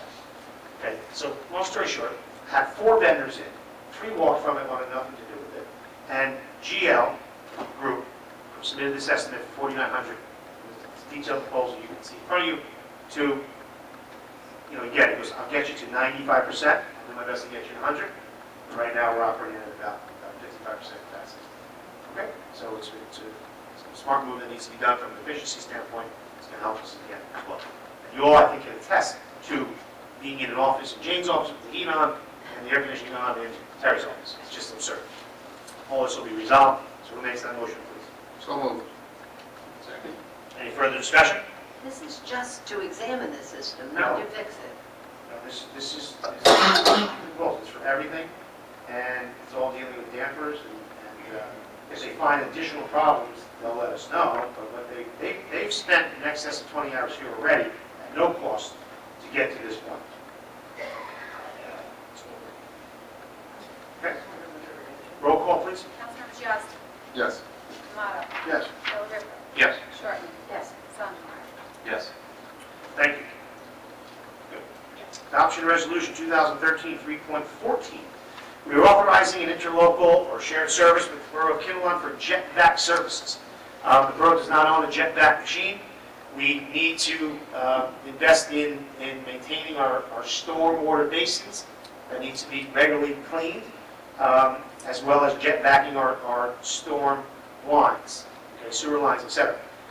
As you know, we have the draft so far of our stormwater mapping we authorized, still waiting on water and sewer, and we've identified in better shape than we thought we'd be in a dozen basins that need to be cleaned pretty quickly. And we would, in the past, sub this out on an as-need basis for considerably a lot more money than what we're authorizing. What we're authorizing here is the Borough of Kinnelon, and we did shop this with other surrounding towns. The Borough of Kinnelon will provide the unit, the jet vac truck, which is about a $400,000 truck, and 2 men for $130 an hour when we call them out. Okay? So again, this will be, a DPW sewer water budget item. When the budget committee fine-tunes things, we can say, let's dedicate 20 hours this year, 10 hours, whatever the governing body chooses. But there are a few basins that need to be addressed. So we're authorizing right now to enter into contract and review by December, and once voted on, we will send for signature to implement effective immediately. So who makes that motion, please? So moved. And any further discussion? We're not actually, just to be clear, we're not authorizing any more. No. Yeah. No, not authorizing. Contract. No, I just want to make that Yeah, clear for everyone. just authorizing the agreement. Again, though, it's $130 per hour for the machine and 2 men, which again helps us get off the supply of manpower from a road. Any further discussion? Have a roll call, please. Councilors Conklin. Yes. Otto. Yes. Delariva. Yes. Burton. Yes. Sondemire. Yes. Yazdi. Yes. Okay. Excuse me, Yes. just, please go back to Dave's second when I was done. The GL group? Yeah, Yeah. that was what we discussed, fixing the. Yeah. Any area they have problems, we'll be in great shape. Can you respond to the storm jet The county did respond. In our, not to get off subject, off agenda, but in our draft copy of the stormwater mapping, they've identified 32 storm drains with problems, 12 or hours, 20 are on county roads. So I've emailed the county DPW Superintendent Jack Nigro, who forwarded to his Concord Lakes facility to deal with it. So we can't complete our entire stormwater mapping until they clean them, because there's no way to get in to see directions of flow and all that. So I got the response last week that they'll be here. I'll follow up, if they're yet, but I'm confident in the next 2 weeks it'll be done, and then DMC can come back in and finish up, so it's no longer a draft out. It's completed 100%. Yes, thank you very much. They did respond. Okay, thank you. Item F, discussion regarding meeting dates. Okay, this is where it gets confusing. First, I need a motion to authorize a special meeting Monday, April 1st at 8:30 a.m. This is to amend the temporary budget. This is also going to be to authorize our turf and field maintenance program. And those are the only 2 items. They have to be specific. Okay? And you can't add anything at a later date. So that's what we're doing. I need a motion to have that meeting. So moved. I have a second. Second. Any discussion? Yeah, we've had a meeting once this year already, 8:30, I think, on a Monday morning, and I think, we're criticized for having meetings when it's very difficult for the public to attend. Yeah. Can you explain why we're doing this at 8:30 on Monday? April 1st is the date that you are legally allowed to amend your temporary budget. Okay, that's what initiated this original date being set up. The turf and field, I'll explain it in a moment. April 1st is the date you can do this. So we then meet again. We don't meet again until the 16th or 23rd. We're going to have that discussion after this, okay? Because the 9th we need to cancel. We'll have that discussion after this. On the 23rd, we are most likely going to proceed with the Rafkin Road sidewalk project. We need funding in place to even authorize that from a deposit standpoint on your bond issue. Okay? We need to amend the budget before we can introduce that ordinance. Can't do it the same night. So the first was originally set up just to amend the temporary budget. Since our last meeting, the Rose Fund was here, made the recommendations on Rose Fund recommendations, one being annual field opening, okay, clay, everything that's done annually. And that work needs to be done yesterday. The baseball started literally yesterday. Opening day's the 20th, but practices of DeLazier and Martha B. Day and Multi Vernon are already happening. So if we don't authorize that, we won't be able to authorize that to the 16th, which is 4 days. That's even if we meet the 16th. Assuming you did, that's 4 days before Little League opening day. Last year, the contract was bid. It was $27,900 for our total soups and nuts annual, everything done to the fields. Fertilization, sod, clay, everything that's done. Was publicly bid last year. Tri-State Athletic was awarded that contract. This year, we have a qualified purchasing agent. We do not need to go out to public bid if the amount is under $32,500, I think was the number. I spoke to Tri-State. They are willing to keep their costs the same, no increase at all. I am trying to seek additional quotes. So on Monday, we will authorize that quote. That's how that But initially, as you can all attest to, first was strictly for the amendment of the temporary budget. Yes, sir. I was going to say, I haven't seen the schedule, but I know there was some discussion of having games before opening day. Have you seen- Opening day's the 20th, games will begin the 15th. Right, so, Spring break's kind of screwed up the schedule, so. I just want to point out, you're saying it's 4 days before opening day, but there are actually games starting then. It's true. The practice is started yesterday. So, What, will we be getting information, not on the turf program, but on the temporary budget before the meeting? sure, Jerry should have that out in your box by the end of the week. Every line she's looking to amend. Primarily, we're looking to amend. In last year's budget, we had $30,000 allocated to capital projects or deposit money. I believe this year there's $50,000. Okay, so I don't know what was in the tent budget, to be honest with you, but that'll be amended to be enough to do the assessment project. Okay. Okay? And I'm sure she has other amendments for salary and fuel. Don't get that ahead. You get that, sure. And I'll, should be in your box by Friday's a holiday, so I'll ask, make sure it's Thursday. Okay?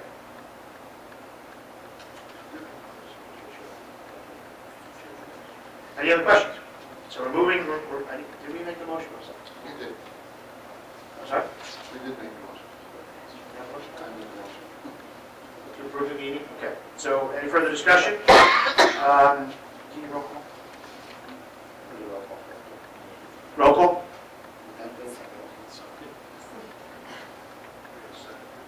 We do. Councilmembers Tomato, Yes. Del Rippe, Yes. Shortman, Yes. Sondemire, Yes. Dostine, Yes. Conklin. Yes. Okay. This is a time to advertise for this? 48 hours for a meeting.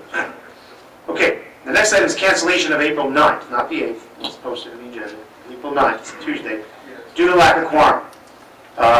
Myself, Councilman Del Rippe, Councilman Conklin, and Councilman D'Amato are unavailable with the holiday spring breaks and whatnot. So we're canceling the meeting on the 8th.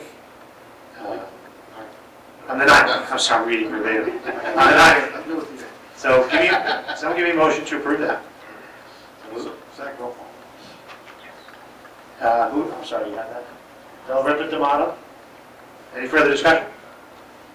And roll call. Councilmembers Del Rippe, Yes. Shortman, Yes. Sondemire, Yes. Dostine, Yes. Conklin, Yes. Tomato. Yes. Okay, the next item, now, we canceled, we have a meeting the first, just 2 items on the agenda. Canceled the 9th, our normal scheduled meetings the 23rd. I'm a fan for having that as our only remaining meeting for April. I promise you a relatively light agenda.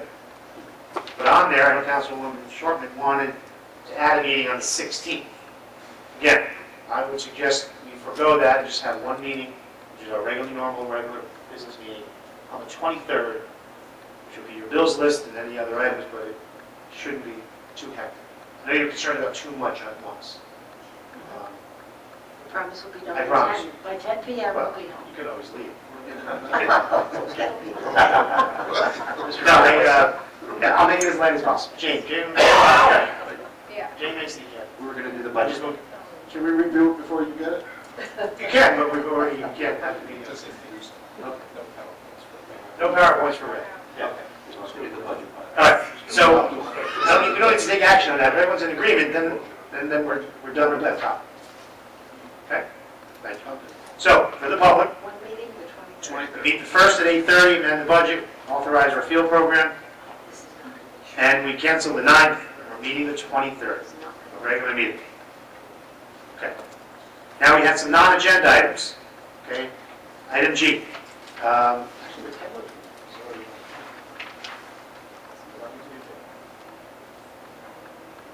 Okay.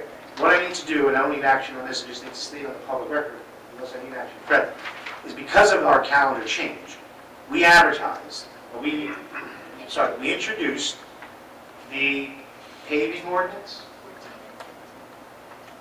Sorry? Ordinance 14. Well, I need the paving ordinance and the police rules and reg ordinance to be adopted on the 9th. So on the record, I'm just stating the second and final reading for those 2 ordinances, ordinance 14, 2013, 15, 2013, the police rules and regs, and the paving ordinance, respectively, will be second and final reading on April 23rd at 7:30. Correct? Excuse me? The towing ordinance that we tabled because there was work being done, I'd like to, oh, we already took action. We have time. We can introduce. We didn't introduce first time. So we have to reintroduce. Introduce by that. Okay. Okay, so we'll reintroduce on the 29th. All right, your agenda's full now. My agenda's full? No. You don't need a, I'm sorry. I don't need a motion for that. Okay. Just acknowledging the final date. Gene, was there any other non-agenda? I apologize. Oh, yes, I'm sorry. Excuse me. Yes, John? The website for the online bill paying, it had a couple glitches. It wasn't this afternoon, it's tomorrow. Online bill paying for check online, Visa, MasterCard, American Express, for taxes and rep fees, and then within the next week or so for utilities, for water and sewer. Will be online very shortly. Thank you. Yeah. I know they had glitches with some of them. Okay, we do have a couple more non-agenda. I need a motion for Resolution 2013 3.15. Right, Jim? This is for resolution calling for the restoration of the energy tax to municipalities. Again, this is a tax that municipalities used to receive derived from public utilities having their utility on public property. Borough, I believe, lost approximately $150,000 over a few-year period because of this tax being taken. We're lobbying our Assembly and Senate to implore them to reinstore this energy tax to municipalities. Who makes that motion? So moved. Second. And is there any further discussion? And a roll call, please. Councilmember Short. Yes. Sondemire. Yes. Yostin. Yes. Conklin. Yes. Tomato. Yes. Delaware. Yes. Okay. Resolution 2013 1.6. What you want to do, we'll do 16, 17, 18, and 19, authorizing state tax court refund for 131 Van Dam, a refund to Morse Lakes Association, $922, overpaying 2012 taxes. Authorize tax title lien certificate on Bloomingdale Forest, and 19 is tax title lien on the amount of $1,700 on Stonefield Investment Fund. Again, these are relinquishing tax liens on property. So who makes that motion for all four of those resolutions? Second.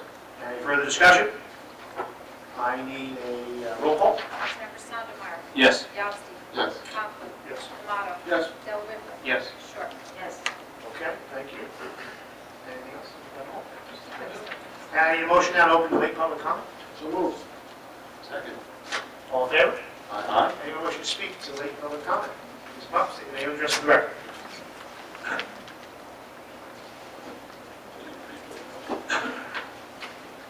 The 186 Van Dam Avenue. John, you just mentioned that we're getting $45,000 from FEMA, and we put in for $240,000? Yeah. What was the $240,000 for?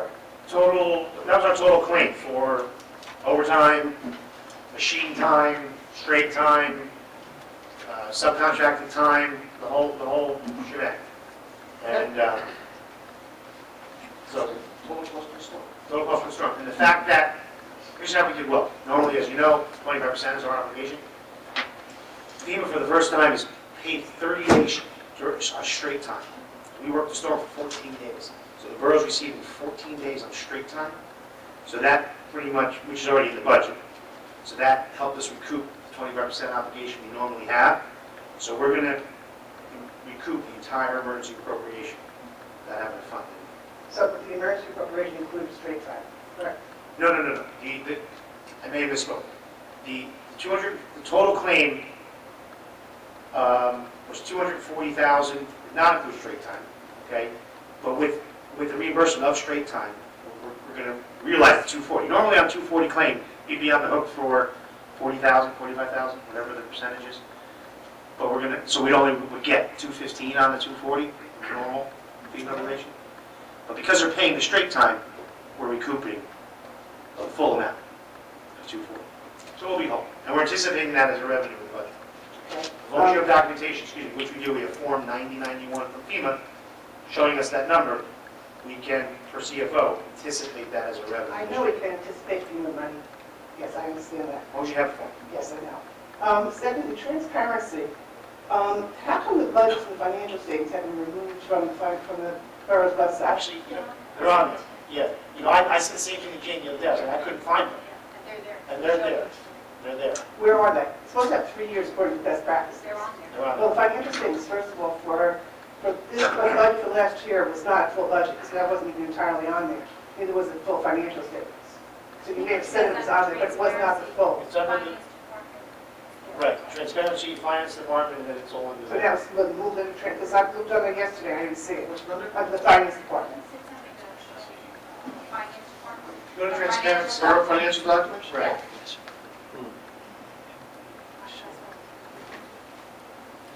What do you second? Well, it should be 2010, 11, and 12. Right.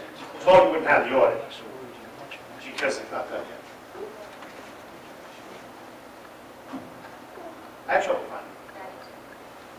And I'd open up because it's the iPad.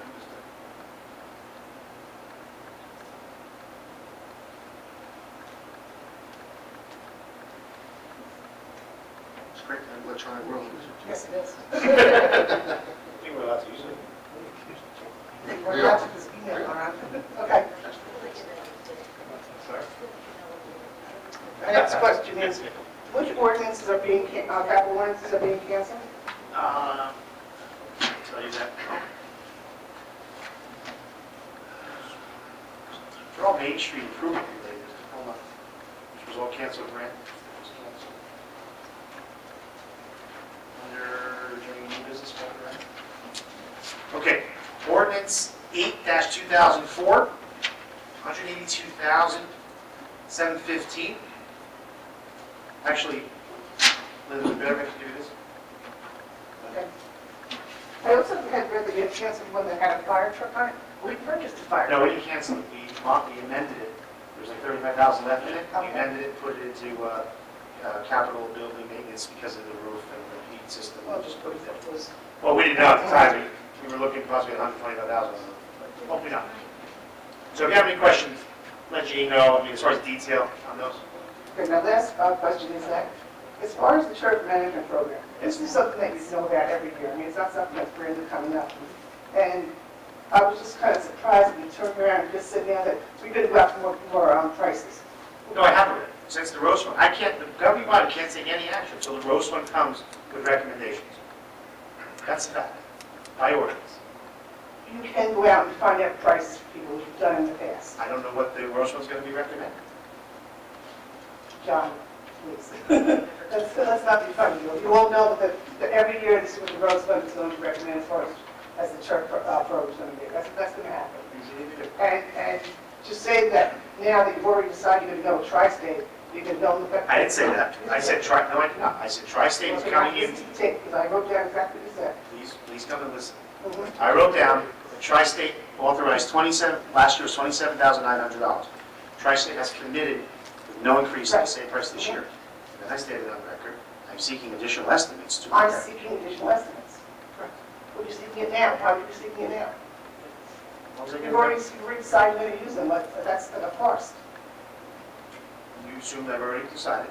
Well, Let me ask you this. You're having a meeting to approve them. No, we're having a meeting to approve, I didn't say Tri-State the approval. We're having a meeting to approve the turf and field maintenance. You said Tri-State. I did not. No, you misspoke in there. I did not say we're having a meeting Monday to approve Tri-State. Did not. Tri-State to do the turf program. I did not say They that. the same price before, because if it was anybody else, you'd have to get, well, you would have to get all the information already. You're going to do it now? You're going to go out prices now? I've already started. When was the Rose from here? 2 weeks ago? I've already started the process. When was the Rose from here? The 12th? Last meeting. March 12th. Which companies are you going to? I have a list I can give you. I obviously John's Lawn Service we're going to. There's a Brady Landscape out of Wayne, three seasons. John's Lawn Service is your client. Excuse me? Since John's Lawn Service is your client, how can you go to them?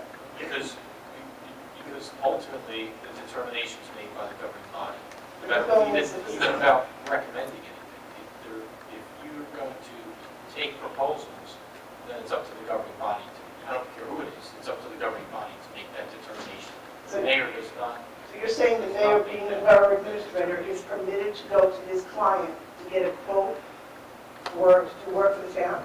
I'm saying the borough is permitted to go to anyone they want to consider proposals. I think the ethics law doesn't permit anyone, if he was a borough administrator or the mayor, to go to anyone that he personally does business with. To give a proposal to the governing Yes, body? yes. And everyone is precluded to give proposals just because, I'm not saying there is a relationship, but whether there is or not, that would just preclude you, even if you're the lowest bidder, to do business with the borough? That's right. No, I don't agree. That is the ethics law. No, it's not, because. Okay, I will talk to the finance board about that again. So again, I'm seeking proposals. The governing body on the first will make an offer. And as you know, we went in 2000, last year, we publicly bid the service because the amount exceeded the 17.5. We publicly bid it, and we had one bidder, which was Tri-State. And So who else besides John's Lawn Service? I mentioned three seasons, and I reached out to Brady, Wayne, yeah, those four.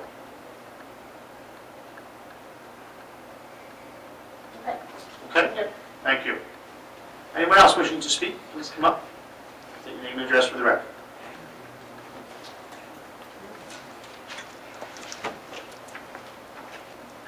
Yes, sir. Hi, my name is Dan Hawkins. I'm at 6 Pearl Street. I was just curious, is the information available, or additional information on the HVAC work that's been proposed? Like a detailed plan from the supplier? Well, it's a contractor who has submitted a proposal to do the work. Yeah, I mean, there's the estimate that could be available. I mean, we approved it tonight. We'll send an offer to him. We accept it, and then there'll be something available. So it'll say something like adjust 27 VAVs, install 9 new thermostats. Yeah, I don't think there's only 9 thermostats, but it'll identify the work being done. Okay. Sure. Is that available now? No, not until we receive an acceptance back from the contract. Okay, so we don't know exactly what's being proposed. No. No, other than I could read to you the proposal. All right, that'd be fine.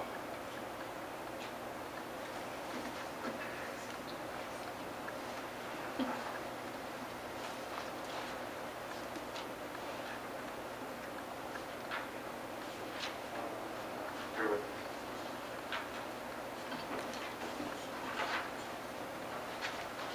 me.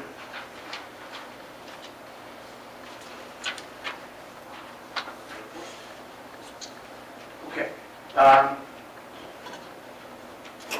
Overview of the entire system in the municipal building, drawings and system layouts and sketches. We'll provide a sketch of the layout of the system. We'll have to locate each individual functioning thermostat, test it. Each thermostat is tested. Another worker will have examined each VAV to make sure it has communications and is opening and closing properly at the same time. The system is operating VAVs, and this is why there is air cooling, blowing, sometimes hot in the others. VAVs may be stuck. Anytime the system calls blowers come on, the VAV acts like a damper controlling each section. So if the system is on and the area is satisfied, the damper should close. If the area is calling, the damper should open. This is what we will test. Once we figure out the system is operating, we can start locating each thermostat and identify each VAV system. Then we'll make the system manually operate off each identified working thermostat. Some thermostats that are currently there do not have any function, and they'll be and we should eliminate those to avoid confusion. Time includes spent going over the entire system, figure out thermostats and which VAVs are actually controlling.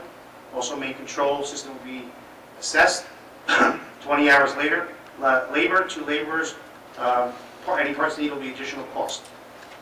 So it's an analysis of the system. That's the proposal we have in front of us now. Mm-hmm. Is there currently a building management system that everything is hooked into?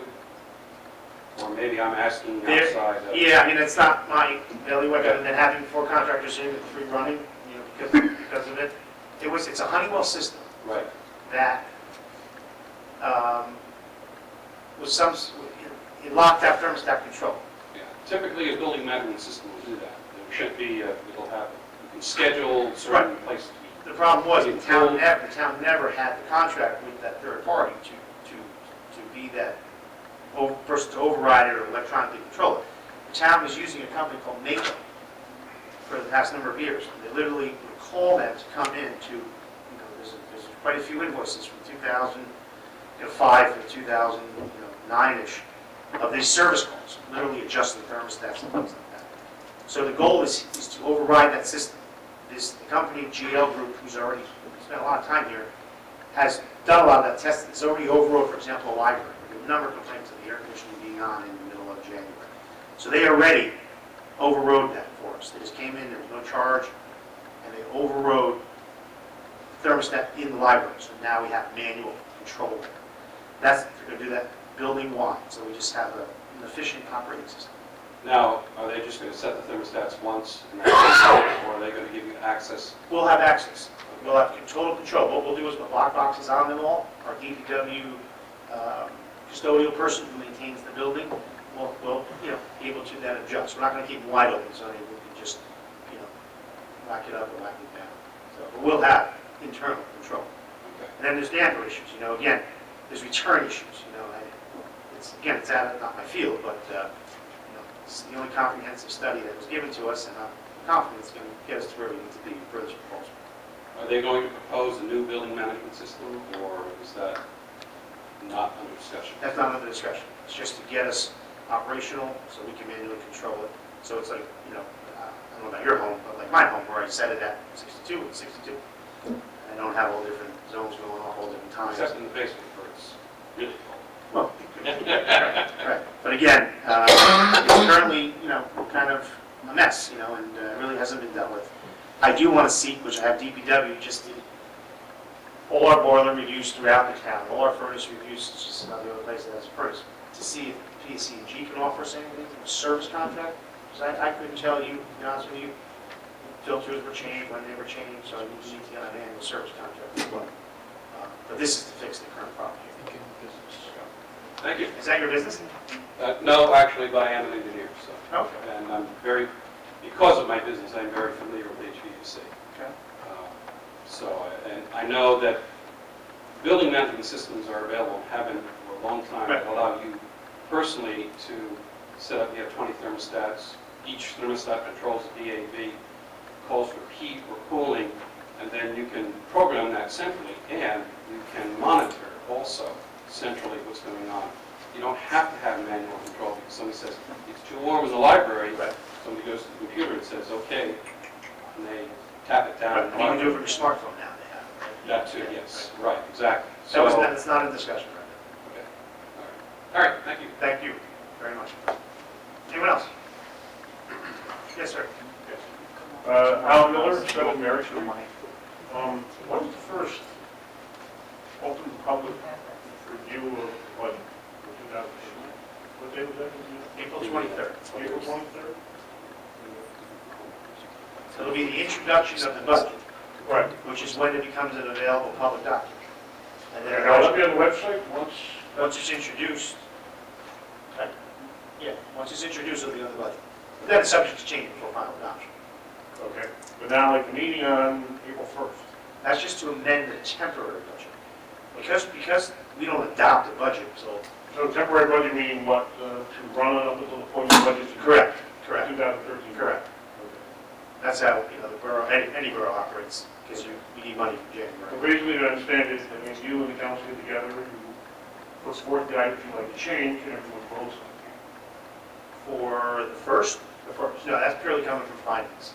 Our What I'm finance... saying is, you're talking before, on April 1st, 8:30, you have a special meeting to make changes, amend changes, They don't- temporary budget. Right, they don't come from the governing body, they come from finance. Like whatever Sherry, our treasurer, says we're going to need, Okay. because after April 1st, we could amend that budget once a month now. Okay, amendment means to change, update, Right, change, right, whatever. right, but it doesn't come from us, so it comes, like Sherry's gonna say, okay, I need X amount in payroll, so we're amending that to get us through May. Okay. And then in May, if we need more, we'll amend again. But the council has to approve it. Yeah, of course, of course, of course. Like, for example, we'll have, the trout contest is on the 13th, okay? Which is right after the ACON, which is this weekend. So I know there'll have to be an amendment there to cover the cost for that, because there's not enough budget to cover. My question is, I think somebody brought up about, when you do these amendments to the budget, are they normally open to the public? Or is that something you guys do in closed? No, they're normally on an agenda. A lot of times they're on a consent agenda. I mean, you know, just to put it in perspective, most years, by the time you adopt the budget, okay, you've spent more than half. Something. No, I understand. And we're already coming into April, and you're still working on the temporary budget for the final approval. Correct. I'm just curious, I mean, if, you know, I want to be here on the 23rd to see the budget. I'm very interested in the budget, you know, details and everything on the website. I'm just, you know, I'm curious that why, if I want to get more involved in seeing the amendments, why are we doing it 8:30 on Monday morning instead of like 5:30 or like normal 7 o'clock with you guys schedule things? The Thursday, the governing body, I mean, that was the discussion we had, knowing that was the date it could be done. Well, I mean, to me, was this date brought up before? Was this published in a place that I might have missed it? Or was this brought up tonight? Well, we had discussion on it before, but it's not advertised till now, because now it's just approved. I mean, we've already amended the budget twice this year. It's already been on the agenda. No, you know, just trying to understand the process. Yeah, right. But if you like, I will try, as we stated to the council, to have the finance prepare the budget amendments by Thursday. Okay. And I'd be more than happy to get your copy. All right. Now, I know you sent it to council people. Now, are they on the website? Right. If it's ready on Thursday, I'll put that resolution on the website. Okay, great. As amending the temporary budget for the first, yeah. All right, I great. mean, there's no, I'm sorry? It's just a normal. It's normal process. We No, amended it twice. Right, you amended it a couple times, yeah. I'm just curious, that's all. You know what? I'm just trying to better understand the Yeah, process. as far as the time of day, I mean, but could we have done it on Monday at 7 o'clock at night? I guess we could have. I don't know why. Well, I'm just curious, I mean, if you have a meeting on Monday, okay, and basically the council has to approve any amendments, I would think, I mean, you guys do this full time, right? You don't get full time to do this job, right? The one thing in the process, No, but I'm saying, if it was me back and you call a special meeting on Monday at 8:30, okay, what happens if you guys can't make it? Well, we had the discussion previously that, but I think that there's a We big have a distinction between the budget and this temporary budget. Like the temporary budget, even right after the reorganization, it's just to kind of keep things afloat. Well, you have to take care of normal day-to-day business. You have to pay- And generally, it's not an item that receives much discussion because Okay. the budget itself, though, when you go through that process, it does get a lot of discussion. And so when it's introduced and when it's published and then adopted, there's a public hearing, there's amendments to the final budget. That's where, in my experience, you see a lot of the public input and interaction, because that's the permanent, decision for the year. And I think that would not at all be part of this April 1st, temporary type budget amendment. But would there be an issue brought up, okay, that's brought forward on April 1st with the amended budget? Could a decision be made to the amended budget that would carry throughout the whole year of 2013? Could that happen? The amended budget just comes with recommendations from finance about things that we need to do. we're not going out of the ordinary. no one line is being fully funded. No, I'm just saying is if something could be introduced on April 1st to the amended budget, okay, could it carry over into the 2013 full year budget? Are those kind of decisions made? Of course, right. Salaries, for example, right? It's going to be one of the items, we still got to pay the people, right?